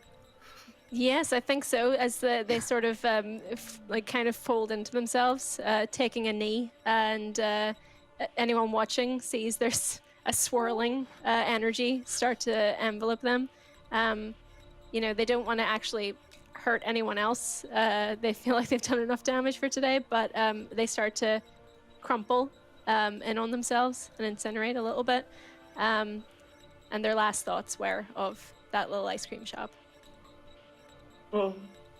That's fucking tragic. I'm ruined. Anjuli feels I bad. had to pause for a second. I'm doesn't care. genuinely quite teary. Wow. Yeah. Whoa! No, Boomer will avenge you. I wanted that ice cream shop too. I mean, if there was ever a player character that needed some fucking art, and if there was ever a moment that needed some art, there it is. Yeah. Also, please draw Herman as well. Oh no. Right. Yeah, good. I want to make it clear that as soon as I break out of prison, I'm definitely revivifying the two of them, since I can use revivify on contracts. Oh. Nice. Excellent. You need their bodies, though, right? Probably, but people are burying Oh, there's a bodies out little- here instead of burning them for some reason. don't I know am what's up with sensing that. a part 2 forming beautifully, and we'll get to that at another Wow. point in time, my darling. Sounds good, sounds good. So Raz is in prison. Scoop has destroyed themselves. Terry went down fighting, the way it was always meant to be, I think. Boomer, how fast is an owlbear? They move at 40 foot or swim 30 foot. So I'm double dashing, like Yes. I'm just taking on forms of things with long legs as I run, just thinking of all the longest legged things I can think of, transform into it, describe- run. Describe how you transform, because your tattoo was visually changing you, but you're now changing in different ways. Yeah, well, I don't need none of that tattoo. That's just for funsies, to hide the fact that I'm pretty good at changing. Because I'm a doppelganger, so like I can just be what I like when I like. It's a bit odd to see, but it's for me it's not unpleasant. It's just part of who I am. So. Yeah, so like as I'm running, I'll start changing. Like my legs will get longer, and like limbs will elongate, or then they'll shrink back down again, depending on where I need to go. And I know that I've got to hide because I know that if Boomer survives, Boomer's definitely coming for me.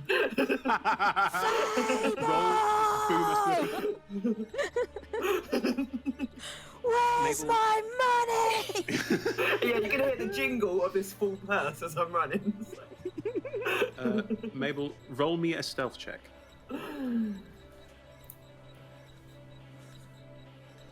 25. 25.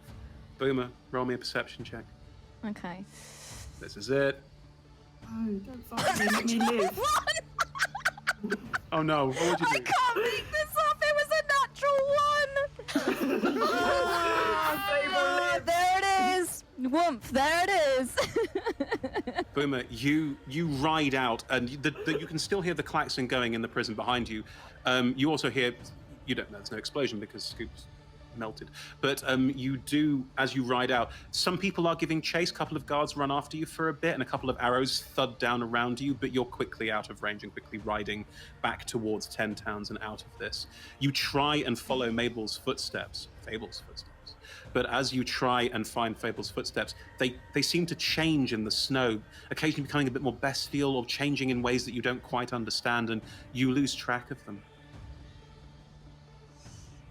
Well, Peace. just you and me, Jezebel. You and me against the world. You make the best sounds. Is that me or the owl? Yeah, little from column A, little from column B. I'll take it, thank you. Yeah, you and Jezebel are free to ride back towards 10 Towns to get away, to find somewhere, and presumably Boomer will be seen again at some point. This isn't the first time we've seen Boomer anyway, so Boomer will return with an owlbear companion forevermore. Yeah, this is the best thing. I'm sorry y'all died, but like... I gotta know, Oh, there's a Yeah? There's a coda. did the dresses make it? The dresses make it. Oh, I'm sorry. No, that's the coda you want. I apologize. There is a story coda we'll come to. But in the meantime, yes, the dresses make it. The snow golem has no anger towards living things. The snow golem just doesn't want anything in its courtyard because that's its job, to protect the courtyard. Oh, my dresses. And the gnomes inside are smashed to a bloody pulp. Yeah, whatever. But the dresses are fine. They'll need a good dry cleaning. Good. You're good. Don't worry, Tix. Get emotional. I was so worried. It's fine. Mabel, do you want to describe returning home? Oh, yes. Yeah, so I get home as Mabel, the halfling. Everyone is come to know and love. It's just adorable. And I come through my front door, and there are 3 children that run up to me and hug me, and I hold them close to me, and I hear From upstairs, my partner shout, "You've been gone ages! Was worried." I'm like, don't worry, I'm here now. I'm not going anywhere. You don't have to worry anymore. And I scoop up the little ones and like I'll run upstairs.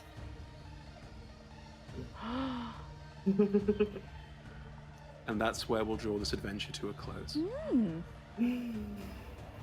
Lovely. Well, glad I didn't kill you then. Man, I'm not. I mean, they're not actually my children, so they're Mabel's children. Yeah. It's kind of heartfelt and also kind of creepy as all hell. Yeah, it's great. Perfect ending for a D&D game. It's what we want. Lovely stuff. Thank you so much, everyone. Thank you all the wonderful players and people here. We're going to go to about 5 minutes past. We've been asked to keep it run a little bit long. So we have a golden opportunity to say thank you and well done to all of you. Thank you so much. What a wonderful game. And thank you all for playing your wonderful characters in the way that you do. Absolutely marvelous. And we also have an next opportunity for everyone to do a little bit of pitching about what they're up to right now. So, Anjuli, let's start with you. Ooh, hello. Hi, everyone.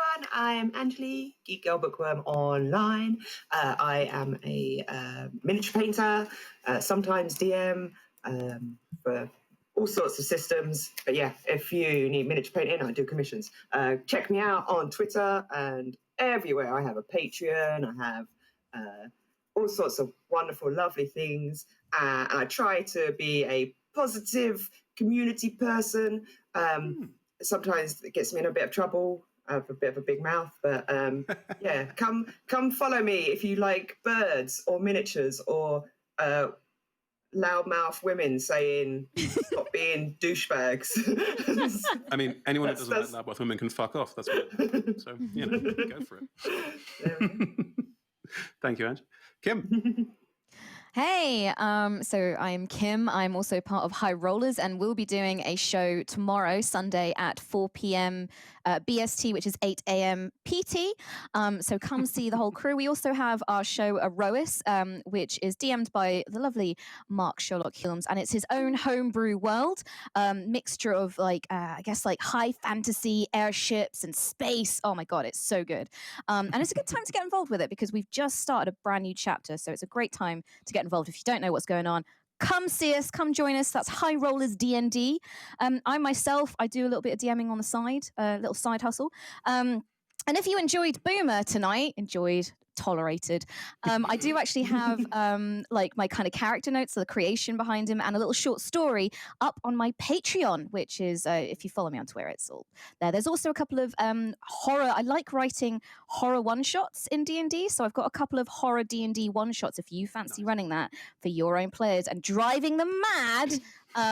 Like I drove Chris mad a little bit today. No, I had wonderful fun. This is exactly my jam. Challenging. But yeah, that's all on the Patreon. Thank you. Oh, Mwah. also can confirm Arois is friggin' brilliant. Check it out. Really, really. Thank you. Really fun. DK. What up? It's your boy. Anyway, it's me. It's TK. I write spooky stories on the internet. If you like reading spooky stories, you can read them on my website, tkjwrites.com, or you can follow me on Twitter, TK Joins the Fray. I am a member of the disastrously unfunny comedy stream team, Indoor Recess Crew. Yay! If you like watching people be really bad at scary games, I'm going to be playing some video games. Please don't leave this actual stream, but put another Twitch tab up and just mute me or something. Oh wow! Really? I'm going to be playing like a horror game later tonight. It's going to be great. Everybody needs a side hustle. This is just my third side hustle. Don't judge me. Yeah, that's pretty much it. We'll be coming back on Tuesdays with Mythic Odysseys of Theros in about 2 weeks. And this upcoming Tuesday, like I said, if you like really unfunny people, we're going to be watching Twilight. So you can come to a watch party with us. It's going to be real bad. Oh, can confirm Indoor Recess is a lot of fun. Definitely worth checking out if you haven't seen it before. Thanks, Teeks. Brandy. So my name's Brandy Camel. I am the community manager for Dungeons and Dragons. So if you're into this whole hobby, you really can't avoid me. Sorry, you have to deal with it. I'm typically the person behind a lot of our social media accounts. I help put together events like this one, and just kind of work behind the scenes. So a lot of what you'll see from me is a lot of what you'll see from D&D. And I guess the coolest thing I've done lately was I'm also the voice behind the Tasha's Hideous Laughter teaser that we did. So there might be some more fun things coming with that. We'll see. How did you get that gig? Did you just literally turn around and go, "Let me do a funny voice"? Was that what it was? I literally I pitched it as an idea. I was like, "Hey, what if we do this thing?" And they were like, "Well, who do you want to do it?" And I'm like, "Well, I can put together a thing just for testing it out." And they're like, "This is fabulous. We're just going to use this." Okay. That's how one of the Pixar movies. That's how someone got the job. They did the check run, and everyone went, "This is perfect. We're keeping it." Yep. So yeah. Yeah. So great. sometimes you stumble into those things. So. Yeah. Thank you very much. Much appreciated. Aoife, oh my God, Hi. Aoife, Scoop, what the heck? I know. Best character. Oh my gosh, there's so much more to Scoop. Maybe we'll see them again. It's not impossible to bring them back. Of course not. Yeah. It's D&D. Yeah. So I'm Aoife, head of video over at Eurogamer on YouTube. We have a brand new video every single day, lots of streams, lots of fun, and we also have a D&D series that we do in collaboration with our sister site, Dicebreaker. It's been on a bit of hiatus for the time being because of lockdown and everything, but we're really hoping it comes back soon. But you can check out some of the episodes that we have on the channel already. Aside from that, I have a podcast on BBC Sounds called This Game Changed My Life. And I also do a bit of hosting here and there for BAFTA games. So you can find me on Twitter at Aoife Lockhart. And you can find me on Instagram at Aoife.Wilson. And you can Google how to spell my name, or it's right there on the screen, which is pretty handy. So there you go. Thank you very much, Aoife. We'll keep this quick, as I know there are people waiting for us. I'm Chris. Hello. I am a DM. I co-run Adventurers Wanted. Not that Adventurers Wanted, not the Adventurers League Adventurers Wanted, the UK Adventurers Wanted, who do D&D streams. There we go. We do streams on Monday evenings. That's 6 p.m. to 9 p.m. BST. That's 10 a.m. to 1 p.m. Pacific time. So we're generally on in the day or evening on a Monday. Do check us out. We just finished an Icewind Dale stream called Corrupted. That went super, super well. That finished on Monday. Taking a week off next week. And then we start our new stream, Sea of Swords Forsaken, the Monday after, same time, same place. I also DM for the LFM network. We have a new show coming up on the 27th, where I DM a Dark Sun campaign, would you believe, called Tales from the Silt Expanse. So do check that out. Again, hilarious, good fun with some wonderful people. Right, that's it from all of us, I believe. I think we're running slightly over, so I'm going to say let's wind down from here. And thank you so much to D&D. Couldn't do any of this without you and Wizards of the Coast and everyone. Big thanks. Bye-bye. Bye. Bye. Love y'all.